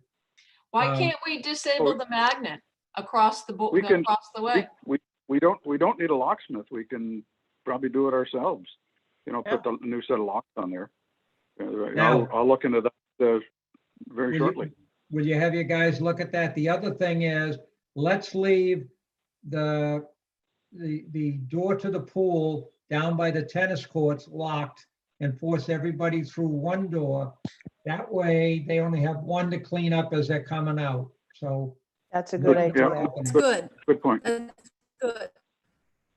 all right, now, if the governor changes his mind, we call a special Maybe meeting we should, and we make some and maybe they decisions. look to having them put the lock on. The other thing Hey, is maybe the lock should be put on the inner door, not the one that's from the pool itself into that little inner chamber, but from that door that goes directly into the bathroom. Maybe that's where the lock should be put on Yeah, men's and Yeah, ladies. yeah. If as long as it's probably better there. You're probably right, because we don't want to Because interfere with then the we can magnetic lock actually on the door. tell if somebody Yeah. tries to get in there by using their card on the outer door, they still won't be able to get in, but we'll be able to tell. Okay, Yeah, that's true. all right, Anyway, so yeah, we're that's, looking. go ahead, Alan. I had a question for Greg with respect to controlling the hours. The key fobs are set up in a way so that after 8 o'clock, they won't work? Or is it's not light sensitive, right? So we say dawn to No. dusk, but we really mean something like 7 a.m. to 8 p.m. or something Yeah, like that. but they've always been able to get into the pool until 11 if they really wanted to. I mean, Yeah. we haven't, the rule is dawn to dusk. I don't know that anybody's ever tried to access it after that. We would know again by use of the key card, so we could always go look after and tell. them. And then if they do it and they do it out of sequence, we take their card and punish them. Deactivate it. Then they So can't like- get in at all. So my Okay, so now question, let's, oh, well, go ahead. Now let's go to the pickleball and the tennis. Now, we don't have enough people playing tennis, I don't think. We only have about 6 people that play tennis. But we got Yeah, a less whole, than that maybe now. huh? Let them play. What about Well, pickleball? I'll tell you, my take, and I'll give my opinion on the pickleball, shuffleboard, and bocce. Is that pickleball, I wouldn't open up Collier County to something with the East Naples complex. Because the pickleball is a doubles game. Singles doesn't make sense, because there's about 2 people that would play anyway. Could play tennis doubles and be social distance, but I don't think I'd open it for tennis and not pickleball. And the shuffleboard stuff is you play from one end. So social distancing is going to be tough, even if you want every other court. People that are playing are at the same end of the court. And the same thing holds true in bocce. Now, I can't hear you, Mike. We Because I think it's can me. hear you here. I agree with Steve. I think we should follow the lead of East Naples pickleball and they're closing it down. And when they reopen, I think we should look at it. Yeah, that would That be my makes sense to recommendation. me. That just makes Yeah, sense. I they've just opened don't. trails, but they haven't opened any restrooms or any of that stuff, just like we're talking about with the pool. So I would go off of what Collier County does with their recreation facilities.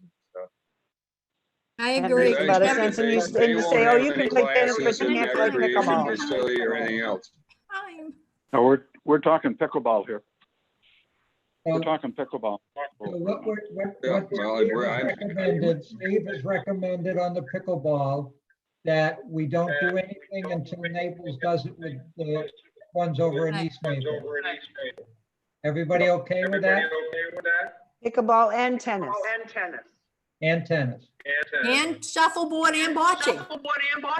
Well, that was just my 2 cents on those. No, I agree. They should, none of them I should be wouldn't open open. those unless Collier County opens their parks and their buildings and so on. That's So, just my, is that's my 2 everybody in the cents same on those place? two. Is everybody in the same place with shuffleboard and bocce? Yes. Yeah. Yep. Okay. Now, what about pool, the pool hall? I see No. no. No pool. No, it's in the annex. Yeah, it's indoors. I would say No, it's no. in the annex. I've seen it. I walked through there yesterday. No. That doesn't even make sense to say open. I mean, of all the activities, except for tennis, they probably have the least. However, You can't, However, somebody recommended, and I think it was you, Leah, somebody recommended if we do this, whatever it might be, cards or whatever, if we did it every 3, 4, or 5 days, you'd have enough time in between that you wouldn't have to sanitize the place because any virus would die on any surface. Actually, that was your recommendation that I said, that sounds possible, but it was your recommendation. But how about all those people going in the bathrooms? Yeah, you have pool players, and then people that want to go in the library want to go in the library, and it's snowballs. There's no way you're gonna say one can and the other can't. Okay, so no annex stuff at all, which is the library, which is, right now, Sheila and I are the only two that have been in and out of either building, Joni as well.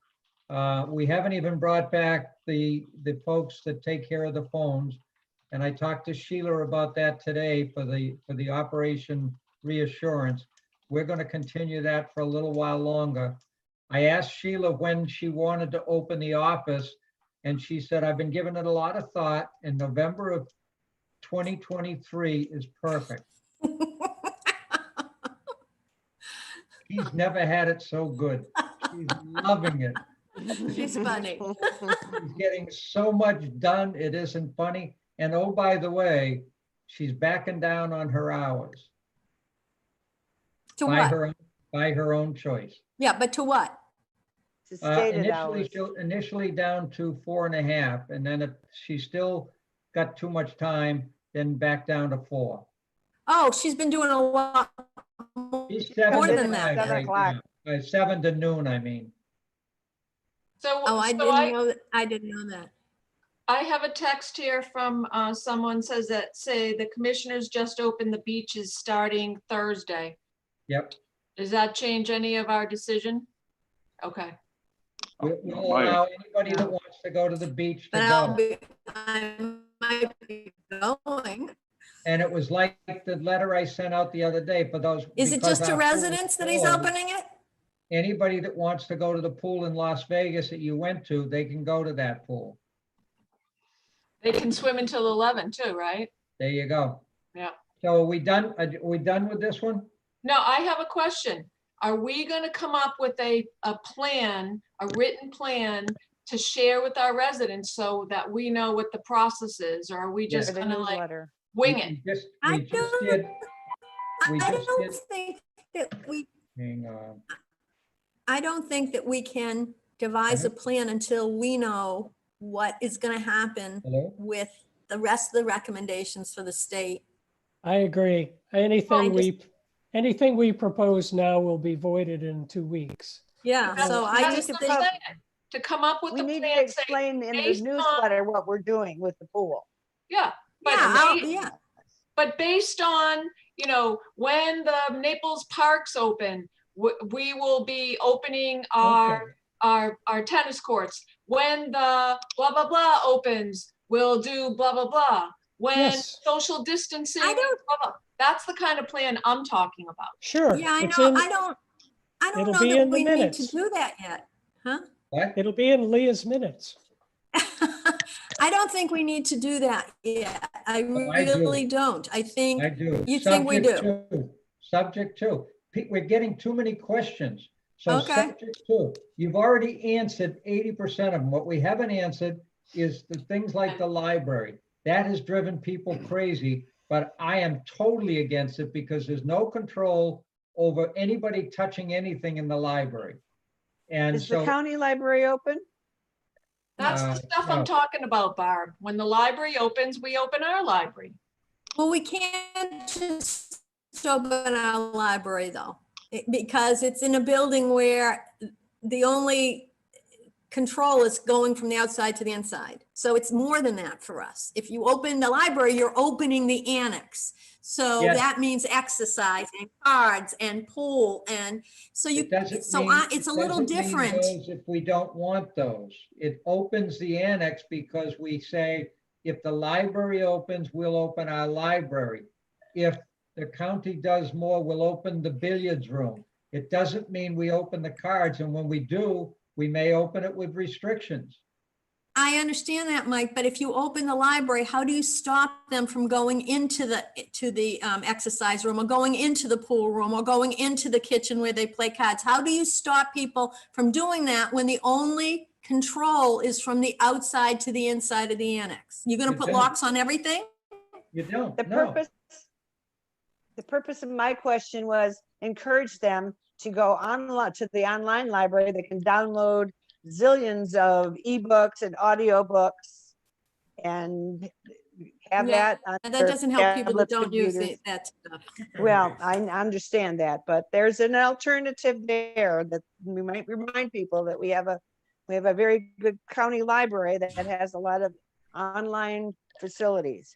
Well, this is what I will say. You just said to put it all in the newsletter. However, Mhm. all we've talked about is we're gonna open the pool and this is how we're gonna do it. And we're gonna do it as long as DeSantis doesn't extend the stay-at-home order, we're gonna open it May 1st. Okay, that doesn't say anything else about the rest of this. That's You what have, I'm so if saying. you all That's have, the We plan.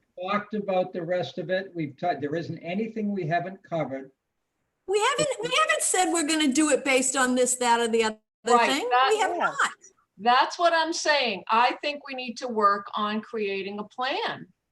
We And I'm do. not gonna be responsible for writing into the minutes No, a I don't plan think that we have not developed. Right. I will have what we just talked about, and I will take the stuff that you all sent to Alan, and tonight, after my second cocktail, I will put together the plan that you just talked about. It will go out to everybody. You have 1 day to get it back, and then it goes in the newsletter. How's that? No, too short of time. The pool can go in the newsletter. The rest of it is a plan. I don't. But think- wait, all we I should say in think the why you newsletter can't is, wait. Come on. All we come on. should say in the newsletter is we are developing a plan. Oh, can I talk? They're gonna cut both your hands off. Can I talk? Go I ahead. suggest that all we say, I don't know why it's echoing, but I It's suggest that Steve. all we put into the newsletter is about the pool and then say that we are developing a plan on how we are going to open up the rest of the community in stages. And we will let them know as soon as that plan is Yes. I agree. developed. I don't think that we should try to rush putting in something into the newsletter right now that says we're gonna do X, Y, and Z, when we haven't really know what X, Y, and Z is yet. So I just agree, give us a week or 100%. so. I mean, let us hear from DeSantis. Let May 1st come around before we do anything like that in the newsletter. I think that's all we have to do. I Why agree. can't we also say we are looking to the state and the county for guidance about how we are going to Absolutely. approach opening up other facilities? Yeah. Absolutely. And the Joni? question is, what if they push out this May 1st thing? Are They're we not not gonna- opening the pool until that's, I agree. There isn't a chance that he'll do that. No, but if he does extend it, I would recommend we don't open the pool until it's stay-at-home order is gone. Joni, where are you? In You're La on- La Land. You're muted. I'm there now. Who is echoing? It's Steve, stop unmuting yourself. Go ahead. I say you go with what the governor's saying. If I always recommend you go with what the governor is recommending. If he lifts things, then you proceed cautiously. If he doesn't, you stay tight. They'll let people complain. I would rather them complain than be accused of causing an issue that doesn't need to be caused. You're muted, Michael. What's the rest of your people doing? What are the rest of my places doing? Well, I have one of the Riviera 2s and they're closed. I mean, they're open. But keep in mind, let's keep this in mind. When you're comparing yourself to other properties, most of my properties are 30 units, 40 units, 50 units. They're not 700 people who want to go to the pool. And most of these people have gone home because a lot of them are Canadian, so they went home. So I was at Riviera 2 the other day. There were 2 people at the pool. Now, if 2 people were going to show up at your pool, I'd say open the pool up.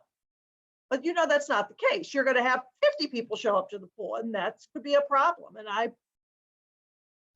say you stay and see what the governor says and take it from there. I would definitely not open the bathrooms or any interior spots. I think we've agreed to that. Yeah. I have a, Go ahead, Bob. I had a thought, but never mind. I don't, it's, Did it escape? it's not important. Are we all don't set with need this to- one? Well, I want to say in closing, we've decided to work on a plan for down the road after the pool, right? Yeah, but that's got to be done sooner, not later. I agree. I agree. And I will probably not do it after 2 drinks. I will do it tomorrow. I'm glad to And hear send it that. out to everybody, because we're still going to get the questions. If we don't get it into the newsletter, we still can put it out once we get it and once we have an agreement. Exactly. You can do a special edition. So it's just that we need to tell them something, and as long as it's subject to, and there'll be different things happening for different folks. The shuffleboard, I'm not a shuffleboard player, but I was all in favor of it because I said, okay, you put one person here and one person there, and then you go over 2 lanes, one person there, one person there, but everybody says, can't do that. That's not how you play shuffleboard. Okay. Then we don't do it. And pickleball, I thought one-on-one would be perfect, but Steve said, can't do that. So, I wouldn't do okay, it. next issue is, somebody still got it on. Is it me? It's Steve, because every time I mute him, it goes away. So Steve, unless you want to talk, stay muted, okay? Steve, You can't hear me though, right? every time, you stay muted until you want to talk, and then you unmute yourself. And mute Okay. again right away, because you're the one causing the, All right, so I'm gonna mute myself right now then. I'll do it for you. The next big one, even though we've got to do the R&R changes, but the next big one that is going to be semi-controversial is the Garden Club proposal. Do we want to And talk I about would that now? recommend that we go to that one now because, go ahead. Yes, Barb. Unmute. Unmute. Carol, unmute her. I'm trying, it's not working. Okay. I think strategically, this is the wrong time to bring a a major plan forward, just like the strategic planning committee is kind of laying low right now. I think since we can't do it right now, we're not doing any discretionary spending for now. We're only going to do what we have to do. I think we can defer it and save our sanity this afternoon for. I kind of agree with you because it's a proposal I'd love to talk about. Why can't we do it when it's a non-board meeting, when we're not going to make a decision, and just review it and let our residents know what it is? So We I'm want to going give it what it skip that. deserves. If we don't want to just gloss over it and Right. poo-poo it and say goodbye. Let's Yeah, I agree. defer it. Moving right along, Mhm. R&R changes, Miss Leah. Oh, joy. Okay. So how would you like me to do this? Do you want, I believe there's going to be some discussion on some of the recommended changes. So do you want me to go over each one and say discussion or no discussion, or do you want me to ask for a motion to approve it all No, as it stands and then have discussion? What would How you like? about we ask, everybody has had it, you've sent the changes out 42 times. Only one idiot decided to send in 27 changes that went back a year, and he's going to stay quiet. So how about you see if there's any question? I will ask it. Does anybody have any questions about Leah's last changes? Before you ask that question, I actually made some last minute adjustments. Well, I did this because of the way, because you told me I had one of them wrong, which had to do with the complaints. And I think that you'll like the wording, and I just like to read it. Go ahead. But otherwise, for the most part, it's just a little word here or there. So can I just read what I adjusted the complaints to? Want me to bring it up on screen while you're talking about No, it? because you don't have what I did. So just hang Okay. on. He did hang it on. while we were all talking. I did it before the meeting started. So 1 second, it's right here. Okay, so what I said was, based on Mike's feedback about my having the process wrong, was complaints shall be made in writing, signed by the complainant, and submitted to the designated board member for review and resolution. Resolution may take the course of any of the following: resolution between the designated board member and the complainant, referral to the association's management company as a violation, referral to the full board for a determination. Steve, you okay with that? Joni, you okay with that? Perfect. Any other Okay. questions on any of the changes that Leah made? Yep, I I got can't- some. Who's going? well, You go ahead. I just wanted to say I'm not prepared to vote. I just received the last version yesterday. And I don't feel real comfortable voting with the 24-hour notice. I'm sorry. I'm a little. That's my situation too. I I'm mean, That's not- fine. I Even don't if we, mind if you want to vote without me, I'll just abstain, but no, I no, can't. I listen, don't think you can because the abstention is a yes vote. no, you'd have to vote no. But this is the thing. I don't care if we don't vote right now, but I do want to hear now if any of because there's only a few minor things that I changed in the last version that I sent out to you within 24 hours. Otherwise, you've all had this for quite some time. So so that's the truth. So what I would like to know is, on the major things that I did not alter in the last version, is there any questions? And then we don't have to vote on this, but at least now I can get some clarification. Is that okay? Well, that landscaping, if you want to say green, this would be the time to say it. Carol, you raised your hand. Yep. Okay, Well, Carol. I'm think- sorry. Go ahead, Carol. I think 48 hours to fix your pole light is not enough when you're not in residence. I'd like to see that pushed out a little bit. Okay, to what? Can be 1 week.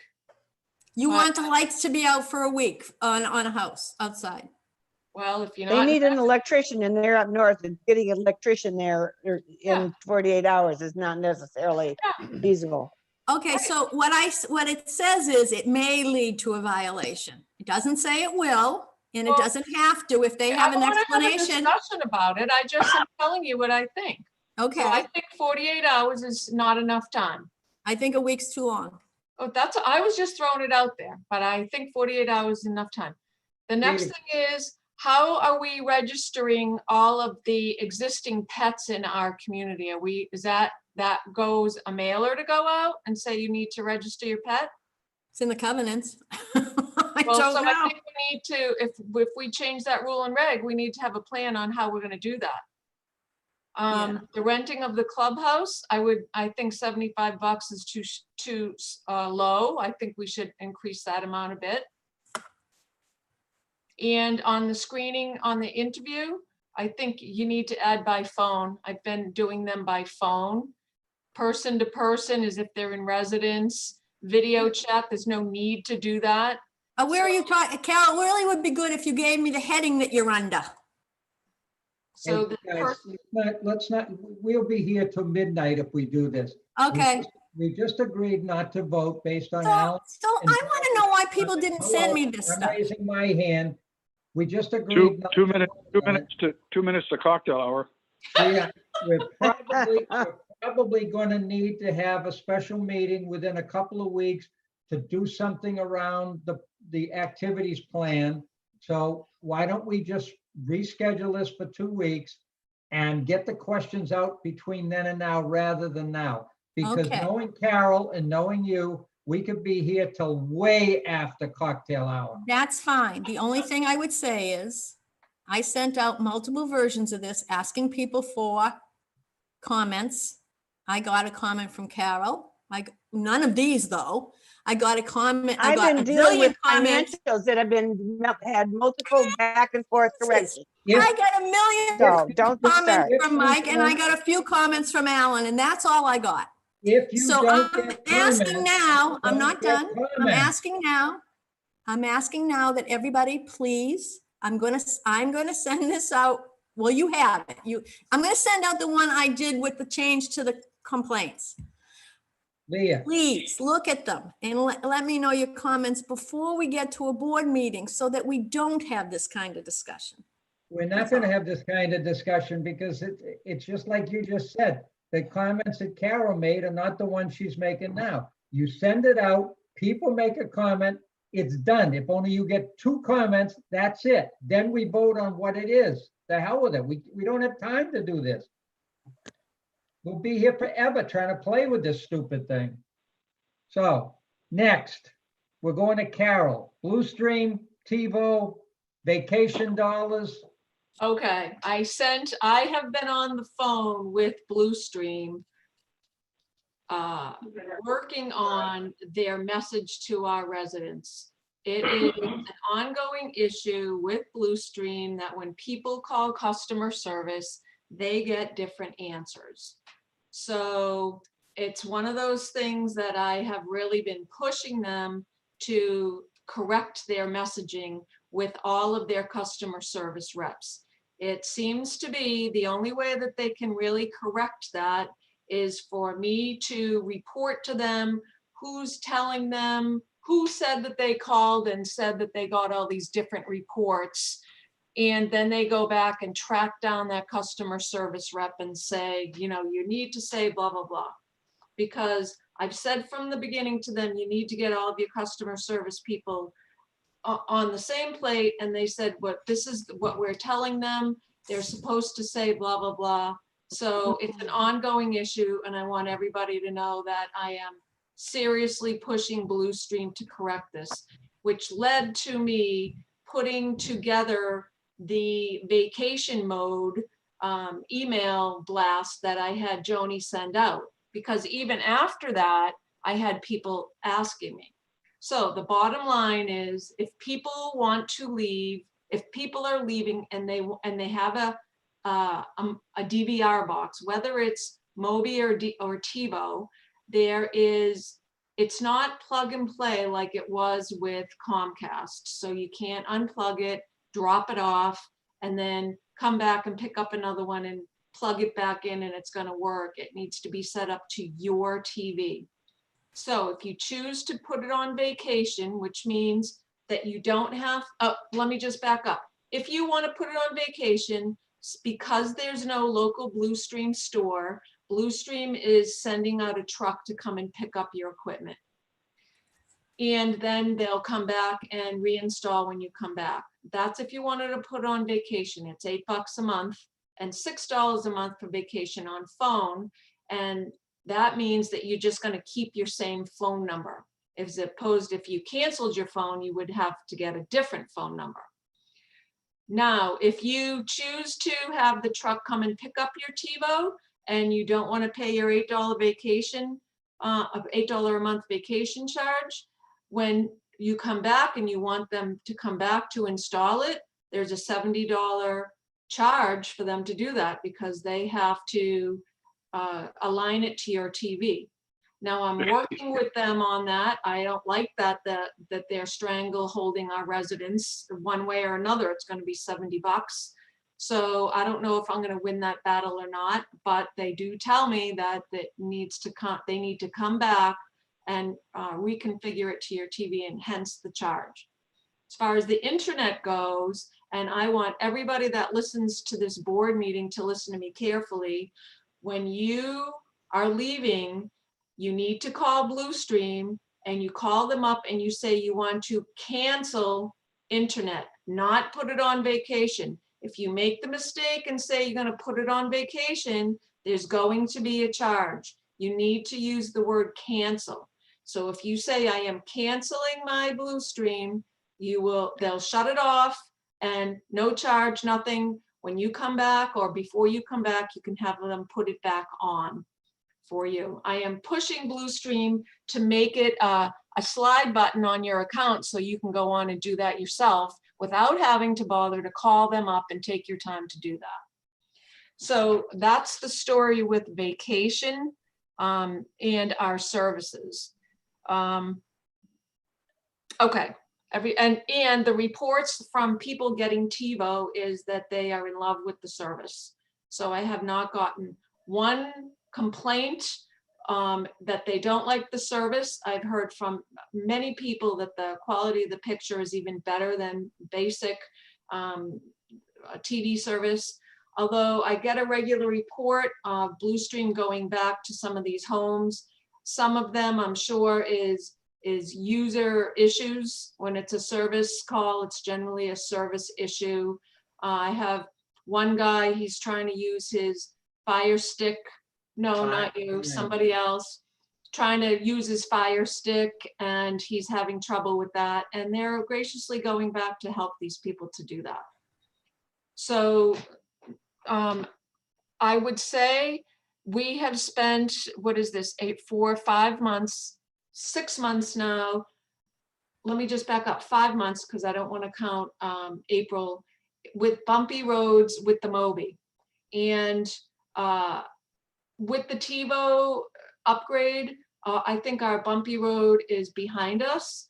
I think we have a great service at this point, and I would encourage those people who have not let Bluestream in to switch them from Moby to TiVo. As soon as you feel comfortable letting them come into your home to do that, to go ahead and do that. Now, Bluestream is following CDC guidelines, mask, gloves, booties.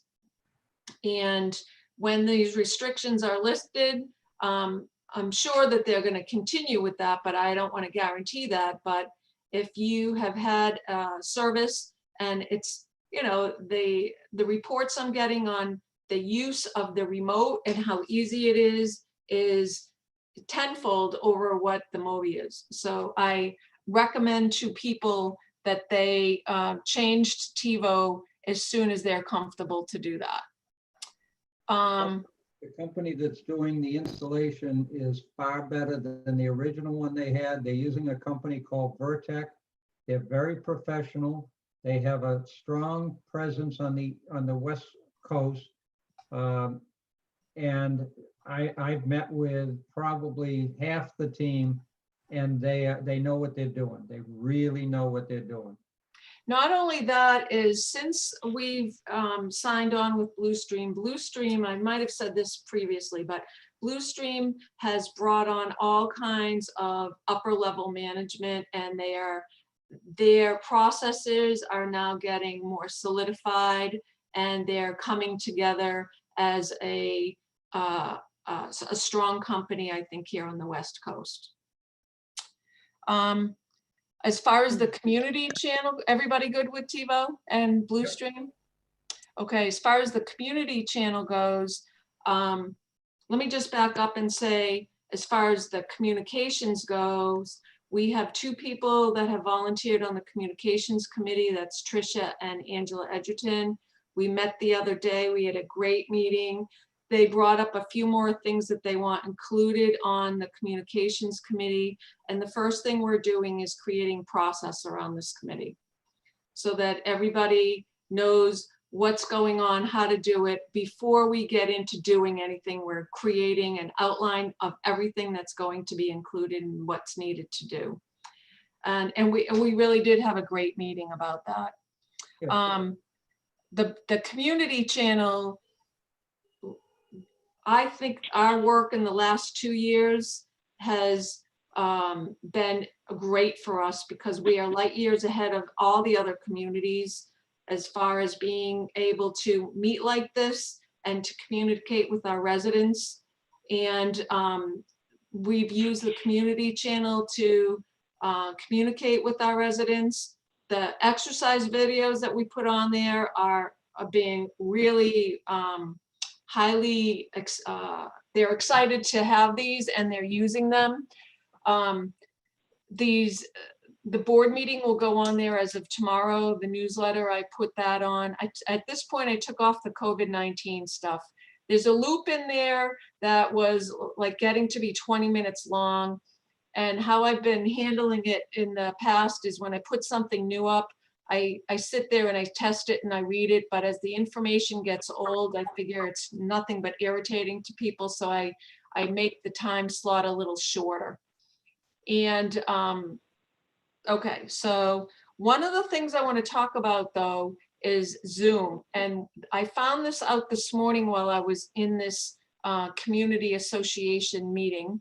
And George Danz was in this meeting as well, by the way. This is the meeting that we told him to go ahead and represent our community. So I was very glad I was there today. But one of the things that I learned from another one of the communities is that they not only utilize Zoom for their board meeting, but they also include webinars.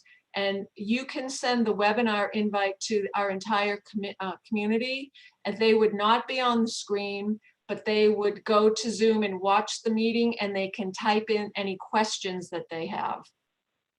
So we have a limit as to number of people that can participate. As we have, there is a limit. I don't think we're going to have to worry that we're going to reach the limit, Barb.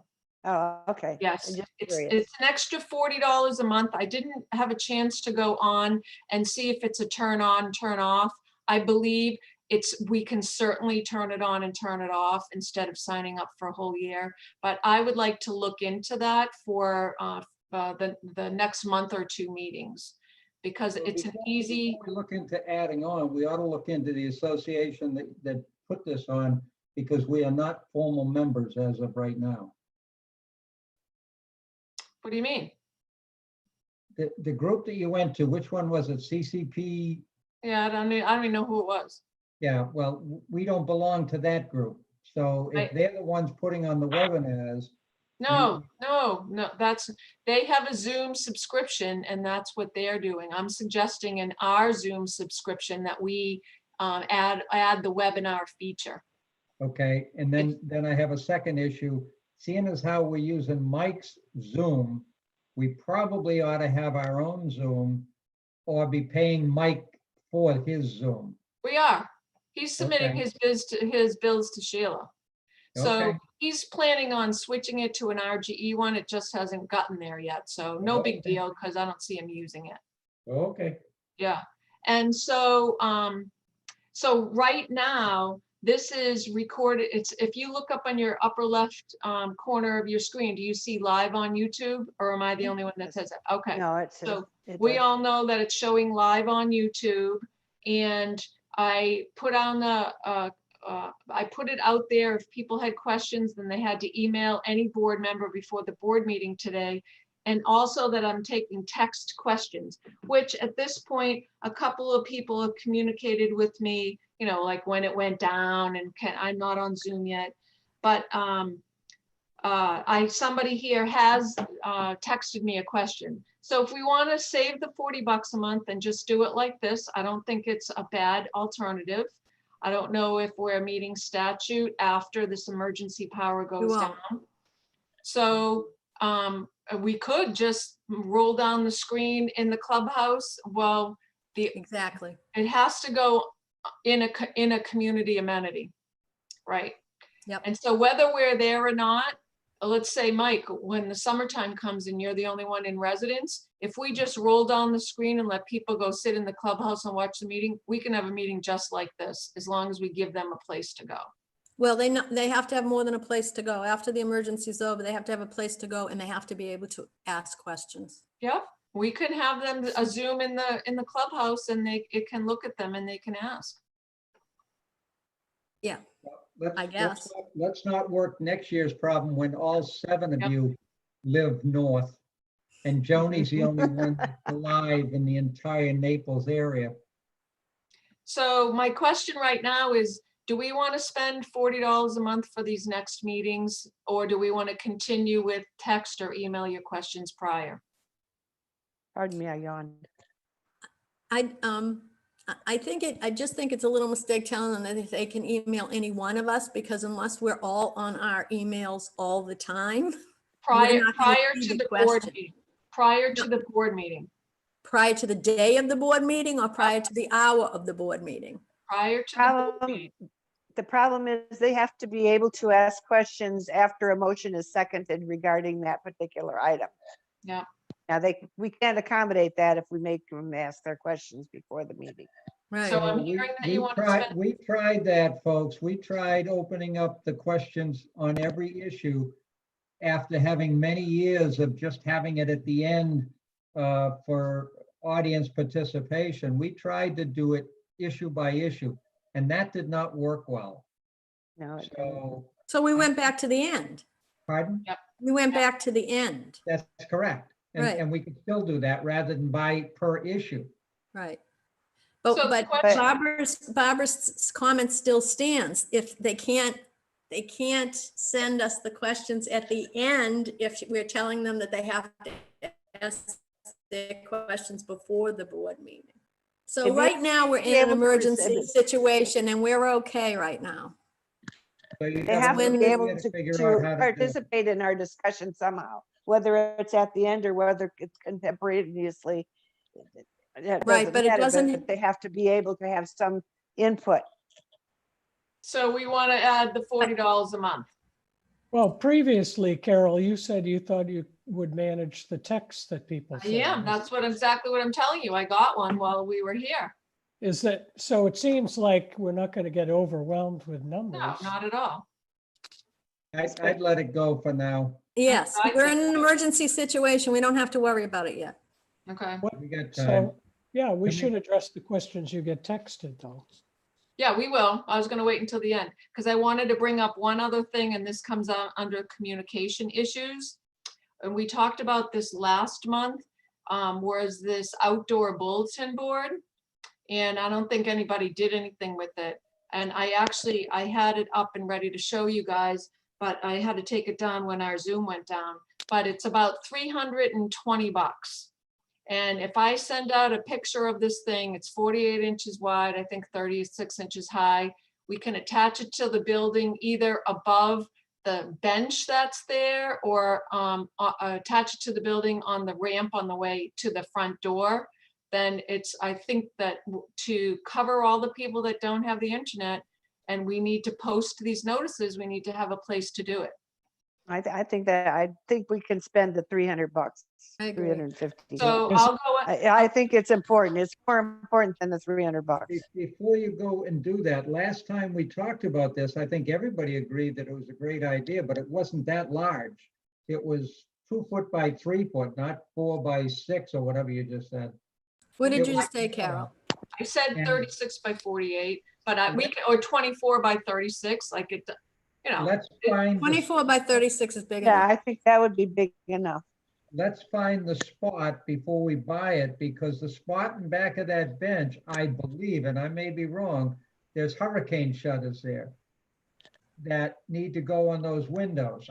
I'm not positive, but we need the spot before we go and buy the thing. Okay, so who wants to go and take a picture of what that is? Well, you have Trish and Angela on Well, your can committee. we- can so one of we- them. Can we make the motion now to spend the money and decide where we're putting it later? Okay, I make the motion to spend I'll say up to $350, because now I'm talking off the top of my head, for this outdoor bulletin board. We have a Second. second. I'll second it. Any questions? Yes, Go ahead. is this hurricane worthy? Pardon? Outdoor worthy. Well, okay, yeah, I just want to make sure that it's not a flyaway hazard, that's all. Isn't How, it a how, plexiglass? Isn't it a plexiglass? It's not glass, it's plexiglass. Is and that how, what you want? how deep is it? Like 2 inches deep, 3 inches deep? Yeah, about like Yeah, that. so once it's bolted to the building, it should stay there even in a It's- high wind. Okay, it's bolted to the building. Thank you. I do know that my hurricane shutters last year ended up about 4 miles from Greg's house. So they were supposed to be hurricane shutters. They're up in Canada someplace. Okay. Mine so did fine. I'm gonna Okay. show you a picture of this thing, so hold on. Okay, All in One favor of, all Yeah. in favor of Carol's motion? aye, Opposed? I, You have up to 350, geez. Here's the picture. Oh, This is Oh, okay. 4836, and this you know, one, it's too big. Yeah, I don't think we need anything that big. I we think can do this Half of- size. Yeah, that one. Yeah. No, yeah, that's that one. fine. That's 2436. Yeah, Now, I that's don't know if perfect. this one's an outdoor one, so I want to still make the motion for 350 because Sure. I'm just looking at this real quick. Yeah. But this is basically what they look like, and Okay, they're aluminum, That's good. They won't Okay. rust. right? Okay, so I'll have Tricia or Angela take a picture of the clubhouse, and I'll move forward with sending out the information and the quote on this and work on getting it ordered, right? and once we got it, we'll have Greg talk to his gang and see if they can install. Not a problem.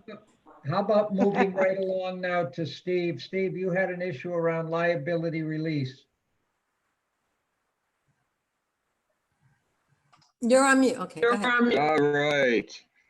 Very quickly, my only deal about the liability release was that I think we can do it. If it becomes a real issue, we can do it as a group by activity. So you have a 1-pager with about 15 to 20 people on it, rather than have a 692 of them. And I will put that together for you at some Well, point, and we can the do it. You do it next liability- full. Rick, the liability form that we have now, the language was approved by Chris. So we have to make sure that we are careful about what language goes in there. Not just that, but a copy goes into each, I believe it goes into each one of our files, each person who signs it. So signing one, I got a bigger issue, gang. and it's what I Might be a said problem. before. We don't have a clue who has signed them. There is nobody managing the process. Nope. There is nobody checking when they go in. I do know that for like the exercise and for the Yeah, the yoga, exercise class the they do. people that are leading those absolutely have made sure that the people participating have signed a release form, and then they give them to Sheila. So I will How about tell the you that pool? what you just said is not correct. How about the pool? Which is Nobody far signs more a release for the dangerous pool. than the exercise.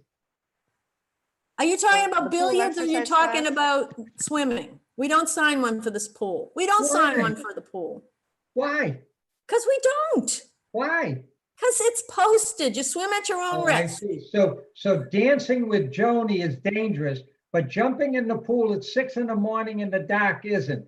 I believe we only do it for indoor activities. I could So be here- wrong. Here's what I would say, if that's our sudden concern, is that we add the liability waiver to all new residents on their way That's in. what I was gonna say, yes. Good idea. Perfect. However, if they have a guest, the guest still has to sign the liability waiver. Right. And you can stand down there and check it. Oh, So my other question, Steve, is how many lights were out when you did your? I have my list right here. I'm gonna say Sheila was surprised at how few there were. And Just I'm gonna say ballpark. 20. 20? 20. That's not bad. No, I didn't think so either. Okay. Well, I don't know. I sent them and I have a hard copy, but I can't put my hands on. That's all right. Moving right along, we'll go to Greg. Greg, you were talking about a 5 horsepower pump repair? Yes, yeah, we had a little bit of a breakdown on one of the pumps on Charlemagne, the 5-horse pump, and it wasn't properly grounded, and we repaired the pump and got a new ground put in. But we're gonna, later on in the summer, we're gonna get new estimates to rebuild the component boxes and meter boxes and all that stuff that are there. It's not gonna be any more than $1,500, but I'll get quotes for all that stuff there during the summer. It's not an They're in immediate concern atrocious shape. They Yeah, really they look look out- They're horrible. really bad. So there's nothing we need to do now. The pump is grounded, that's the main thing, and it's safe, so it's not gonna get destroyed again. It was destroyed once by lightning, And and you then it went out on also, a power. you also led us talked to about believe the need for a that, generator? What's that? You were Well, the also talking generator- about the possible Yeah, the generator? generator, I'm looking at maybe getting a propane generator for the clubhouse in the event that there's a power failure. And we have to, provide power for communication and stuff. I don't know whether it'll can serve as a shelter. There's a lot of liability involved, and somebody mentioned to look into the Red Cross, and I looked into the Red Cross, and there is a lot of liability involved in having a shelter. But I think for emergency purposes, for communication, I think it'd be wise to have some kind of emergency generator there. That our clubhouse could end up being a center for communication, because that's where everything is. So an emergency Well, and then the generator, cooling, like- the cooling is an issue because the Blue Stream equipment has to be kept cool. And no air conditioner running is going to be a problem if we're out of electricity. very, very good point. Yeah, it is. Yeah. What's So that? who wants, What's who that who gonna wants to cost ask us? Blue Stream about chipping in for a generator? Do we need to move along a little bit further on this discussion before we bring it up to them? And get quotes and all that jazz? Let's figure out what's going to cost, and then I'll I bring don't it know. up. Okay, sounds good to me. Yep, you get the cost and I'll bring it up. Okay, I like that idea. Very good. Thanks. Okay, so the next issue on the old business, do you have anything else, Greg? No, that's good. That's good. Thank you. The next issue was what Greg just touched on, was buildings as a hurricane shelters. And all I've heard so far is all negatives. We shouldn't do it. Pass. And I No. guess we should put that out in the newsletter, that they will not be considered a hurricane shelter. And sure. if people start, if unfortunately we start having people lose their homes, we can open it not as a hurricane shelter, just open the doors and let them use it. I'm not sure. No, What are they gonna do? they're gonna go to one of the county shelters that are all over the place. And a lot of them even take pets, so they can bring their pets with them. They need not we need not to use ours. There's too much liability involved. There's too many rules that are associated with it. And I know that the community did it in the past and they probably shouldn't have, but we're not in the past anymore. And I just really feel that we're putting ourselves at risk to use We the all in- annex we or the all in agreement? clubhouse as a. We all in agreement? No hurricane shelter? I agree. I'd like to say that in the case of a hurricane, and I guess what happened in the last hurricane, lots of people couldn't get out of the community because they couldn't get down the roads. I worry about this liability, and yes, maybe they can sign the liability thing, if they enter the building, but some people may just need that as a place of refuge. if they can't get out, I mean, where are they gonna go? We lost. They can't get up roads. We lost about 12 houses. Those people did not, most of them, let's say half of them, because some of them weren't living here. The rest of them lost their homes and had to go to the annex because they had no place to go. They couldn't drive because there were power lines and trees down all over the place. And the nearest shelter was down at the Catholic Church, I believe, at that time, which I don't even know if that's going to be a shelter. Sheila is trying to get a list, but as of a week ago, the county did not have a current list of who was going to be a shelter. So I'm kind of where Greg is in terms of offering some place for people to go if they lose their house. I suppose, what's the difference if we let them in to play cards or if we let them in because their house blew away? Well, if they're inside in a hurricane and the annex blows away, a big difference. Okay, is that Well, it? then are you talking about sheltering before the hurricane, or are you sheltering if they need to, if they can't, if their house isn't livable? That's where I'm There's talking. two different things. Yeah, and last year, That's I'm two talking about- different- that's two different things. your sound is horrible, Leah, right? Leah. Mine, Yep. Yeah, is it still horrible? Nope, that's good.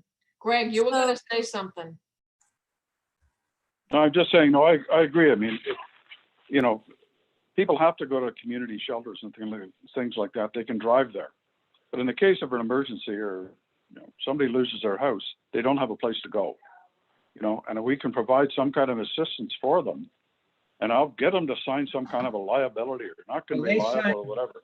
they They sign gotta it go anyway. somewhere. They have to go somewhere.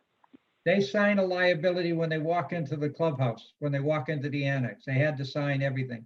So what I would say then is, you're not talking about going to the annex because a hurricane is approaching. You're talking about going to the annex. And basically, I'm going to tell you, if we're putting the generator into the clubhouse, it shouldn't be the annex they're going to, it should be the Correct. clubhouse, because that's the one that's Correct. going to have electricity. you're So right, those are you're right. those are kind of two different things. We shouldn't, it Yes, the shouldn't be annex is designated a small. shelter, which means they shouldn't be allowed Right. to go there with an approaching hurricane. But if they're in an emergency, I have to agree with you. That's fine, but it should be mean, the clubhouse. I Not don't the think them out anyway from using the facility. It's their facility. I don't know. That's a good question that's a legal question. But I can't see calling it a shelter that you can go to while the hurricane is approaching. I think that's not a great idea. After the hurricane is all said and done and the annex is still standing and they want to use it, that's different. So we Well- just have to come up with new wording. Yeah, I'm not talking, Barbara, I'm not talking after. I think Greg and I are talking during. We had to evacuate our house because as I said earlier, our hurricane shutters decided to go to Montreal. And with 140-mile-an-hour winds blowing across that whole damn golf course, we had rocks and sticks that big coming in. I still have holes in the wall that they were making. We said, we got to get out of here. So in the middle of the hurricane, we had to walk down the street in 18 inches of water. We went Oh, to good somebody Lord. else's home. But a lot of the people left and went to the annex, and Tom Savage was responsible for the annex at the time. He was responsible for having them sign a document and taking care of them while they were there. It's a I- conundrum. It is a conundrum. If you're talking about a situation that you had, Mike, that where your house was, staying in your house was a danger because something occurred, that's one thing. To say the hurricane hit and they felt safer in the annex, that's something else again. That's I'm being okay- a shelter, okay. and that's wrong. I'm okay with what Greg said. This is if it's in the emergency case, when Imminent your danger. house's roof blew off and it's starting to pour in or something. I can Okay. put something in there about that, and it should be the clubhouse if that's where the generator is gonna be. In the generator, I'm assuming we're gonna get for soon, sure. right? The Okay. generator Well, should, and we, and, that's what and, center and communication it's- is. I think there's more room in there anyway. Yeah, so Carol. So we can we're gonna- social distance in there.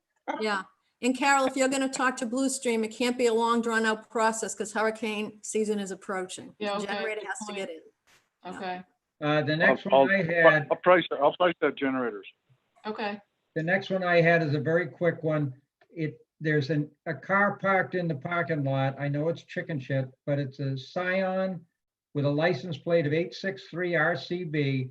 It's illegally parked. We do know somebody has used it because it was faced in, now it's faced out. The reason we go and check these is again, the liability issue. They're on our property. And so if we don't know who it is, and if that person doesn't connect with Sheila pretty soon, we're going to call the police and tell them there's an illegally parked car there. Can Did they tow anybody it? put a And note they'll on know the who it is. But Right, can we they don't. tow it? Can the police tow it? I don't know what they do with it. We can have it towed. We have a They'll- sign that says we can tow. We have- it. They'll should have it towed. issue it. They'll issue a ticket and tow it. It Yeah. is registered, so it's easy enough for them to figure out who it is. The registration is valid. At one point, either Sheila or somebody else said it might be a Blue Stream person, but it's been there now for quite some time, so, I think we should just have Let it Carol towed. know. okay. Why don't we put a note on the windshield and say you're not allowed to park here? If you park here again, then it's, you're gonna be towed, because I don't remember seeing any signs over there that say this is private property, you're not allowed to park here. It's in our covenants. Everybody else knows it, so we'll do that. We'll put a note on it. That's a Nick, good idea. I'm trying to push through these now. Leasing the golf course. Somebody came in with a proposal. One of our owners came in with a proposal. They wanted us to talk about leasing the golf course so that our people could walk on the property. I No. said I'd put it on the agenda. I'm already seeing 3 heads saying no. So I assume that's a wacko idea that we're not going to take up. Right, because I even got a text during the meeting from somebody that says, why are you considering leasing the golf course? So I want to say I'm a no on that. I'm a no. That's a I'm no, Pandora's so box. Yeah, We've got 4 no's anyway. Your head's going up and down, Steve. Is that a yes or a no to the yes? He's a no. No, So- I'm a no. We've got enough no's. I would like to make a motion that we nominate Sheila as Assistant Secretary. Yay! We I did second that. We did this 2 years ago. At that time, it was not clear because most of us had about 20 days under our belt. It was not clear as to whether it was a life appointment or a 22-day appointment. Life. What I would like to do is to do the appointment and then worry about life afterwards. But there are times coming up where our secretary will not be available to sign documents, et cetera, and Sheila would be the right person to be that. So I would like to make a motion that we nominate Sheila as Assistant Secretary. I'll second that. Second. Carol is Second. seconded. Any questions? No. Does Sheila know this? Yeah. Yeah, that was when she said. Yeah, I gotta tell her "Open the first. office." Yeah. By the way, My next one is, So I'll vote on, yes. oh yeah, we got a vote. All in favor? Aye. Aye. Aye. Opposed? Ayes have it. The next one and the new business is, we've got an aggressive dog on Charlemagne. This will be the 3rd time we've received a complaint on this dog.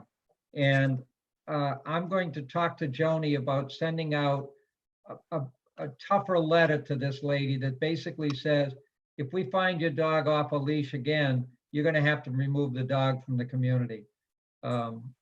We can do that, can't we? Yes, Oh, yeah. right in the covenants. So do we have a visual Under witness? pets. It's Say in the again, covenants Joni? under pets. Joni, say again? Is this a he said, she said, or is somebody not involved in this seen this dog not on the leash? This is a formal complaint that we received, but it's not the first one. The last Oh, one. I know, there's an open violation letter. I keep it open in Sonerthco for a reason, so that I've got history on this. Yeah. My question is, so we could actually fine her for it, because this is an ongoing issue. So if you want we to send her to violations for fining, we can fine her for this, we can. Check Sheila in the is this- morning because she has. Is the this dog amicably aggressive or is it like physically aggressive? Oh, this is physically aggressive. Pack of female dogs? This is physically aggressive. Yes, Carol. Oh, okay. So all other violations or anything that's a violation, Joni pretty much takes a picture of. I don't think it's a bad idea to have that complainer take a picture of the dog. This is Off the lead. I don't, yeah, exactly. I don't want it to become a personal Yeah. thing where only one person's ever seen this dog and it always happens to be the same person, but nobody ever else does. The problem you have with this is when the person, whoever it may be, is walking down the street and gets attacked by the dog, the last friggin' thing they want to do is take a picture of the dog versus Yes. getting the hell out of there. And because we've got a history with Did this we- particular dog at this particular house, I don't think it's not the same person complaining. It's Oh, different people. Okay. Can we put a That's- mug shot up on a new board we're gonna put outside? Put a mug shot Then up? who wants to take a picture of this dog? That's my question, not me. And the dog is only that big. they're always the ones. Just Now, think you got somebody another in one white. in your neighborhood, but that one seems to calm down up on Charlemagne. How are we gonna find out who the resident is that has the three dogs that I always see out walking? You're gonna have to ask who she is. I have tried to figure out, I've tried to watch where she goes. I think she's down on Calais, but I don't know that for a fact. Oh, I don't know. I see her up by Marseille and Oh. Fleur de Lis, not This down is by the one with Calais. the three little dogs. Three little dogs. There's Yeah. two dogs that are like twins and then a mom or something. I don't know, but they're all tiny. But there are three of them. Unless somebody complains, we gotta, if we see them coming in and out of the house, I'm not gonna play watch. I know that. You No, can't assume that just because they're walking all those dogs that they own them. It was Like, one Linda woman. Lennox. Oh, no. I've seen them walking do. several times. They do.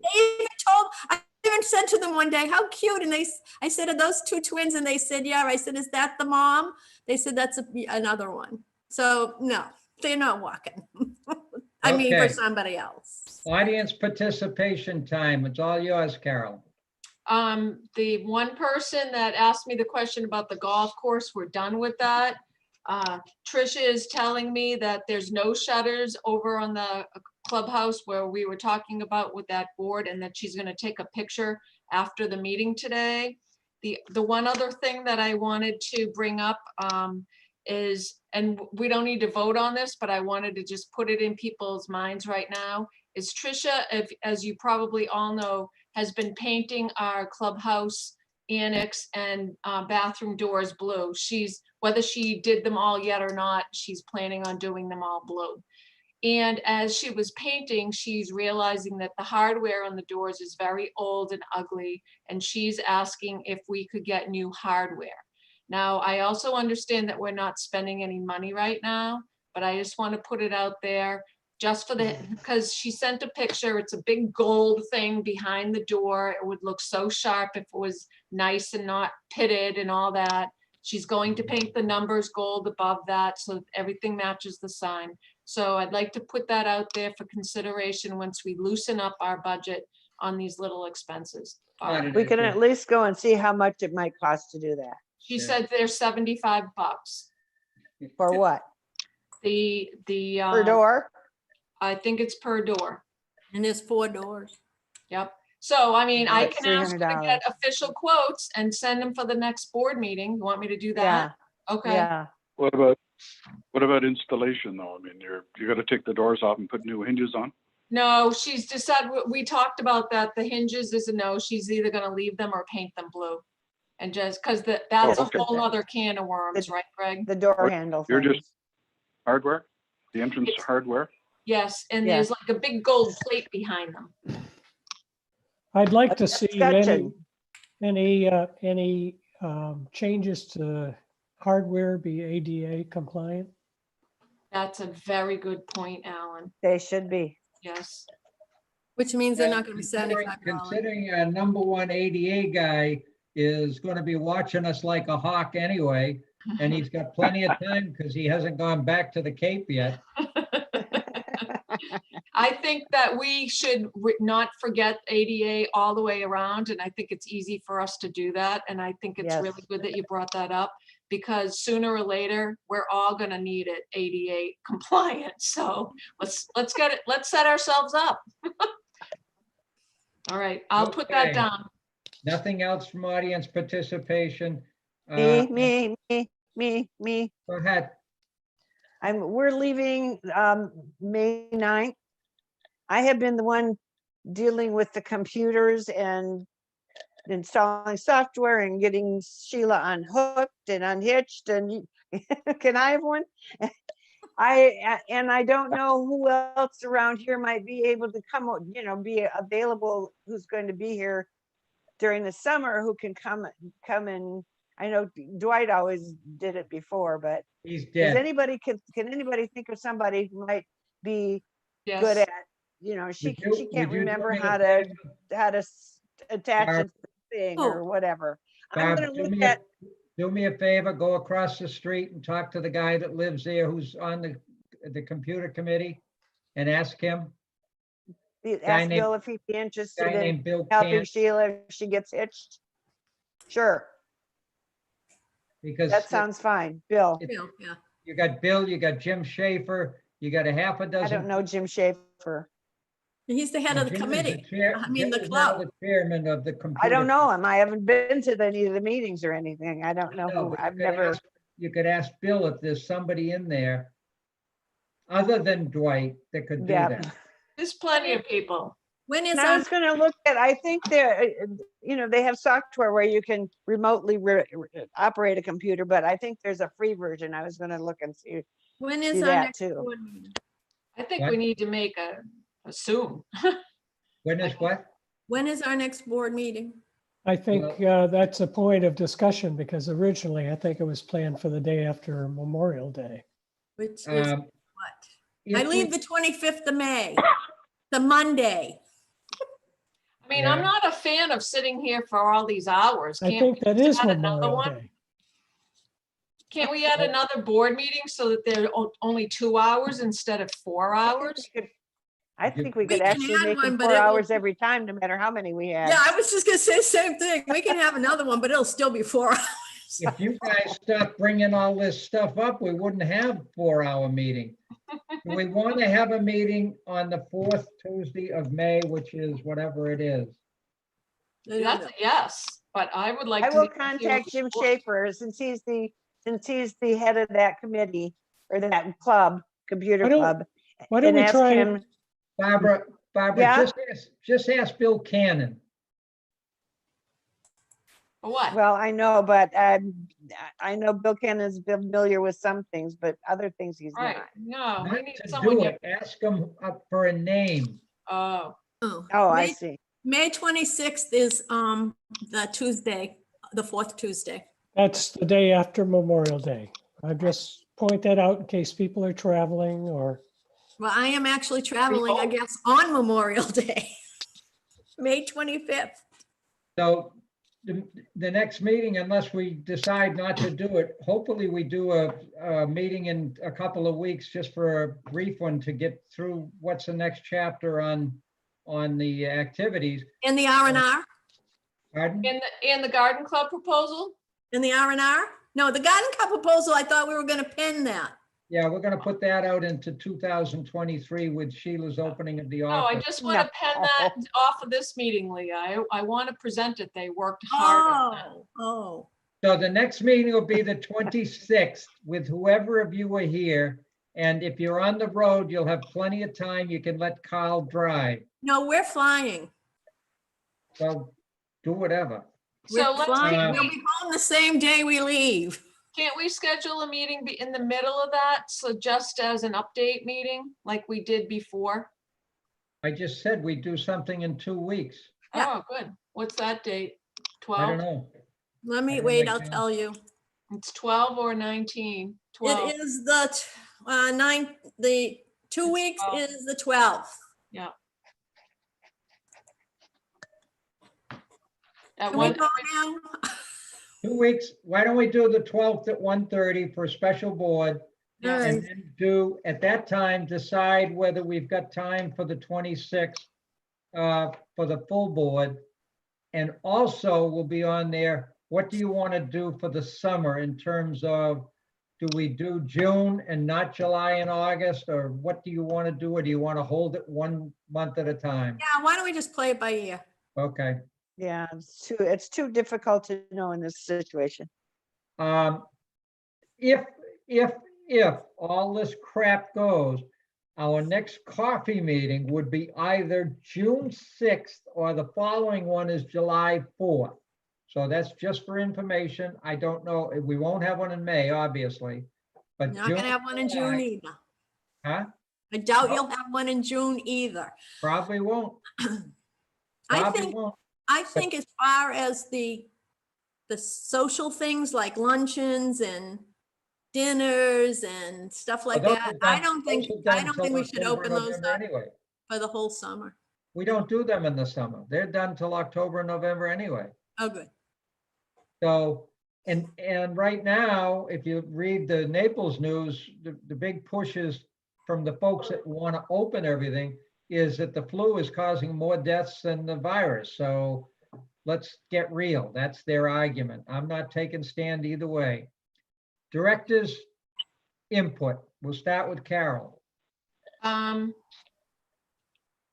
What the heck was I gonna say? I had it already. Skip me right now because I had something I wanted to say. Now I forget. Steve? Directors' Let's input. let's unmute him. No further input. Unmove me. You all set? He's all set. I know what I wanted Angela's to all say. set too. Angela looks like she's all set. Go ahead, Carol. I wanted to say that for Greg, while we're on the phone here, this has worked out good, I think, for you. So as you guys know, Greg is his internet is slow where he is, but he's on the phone with us and he's just on Zoom with the video part.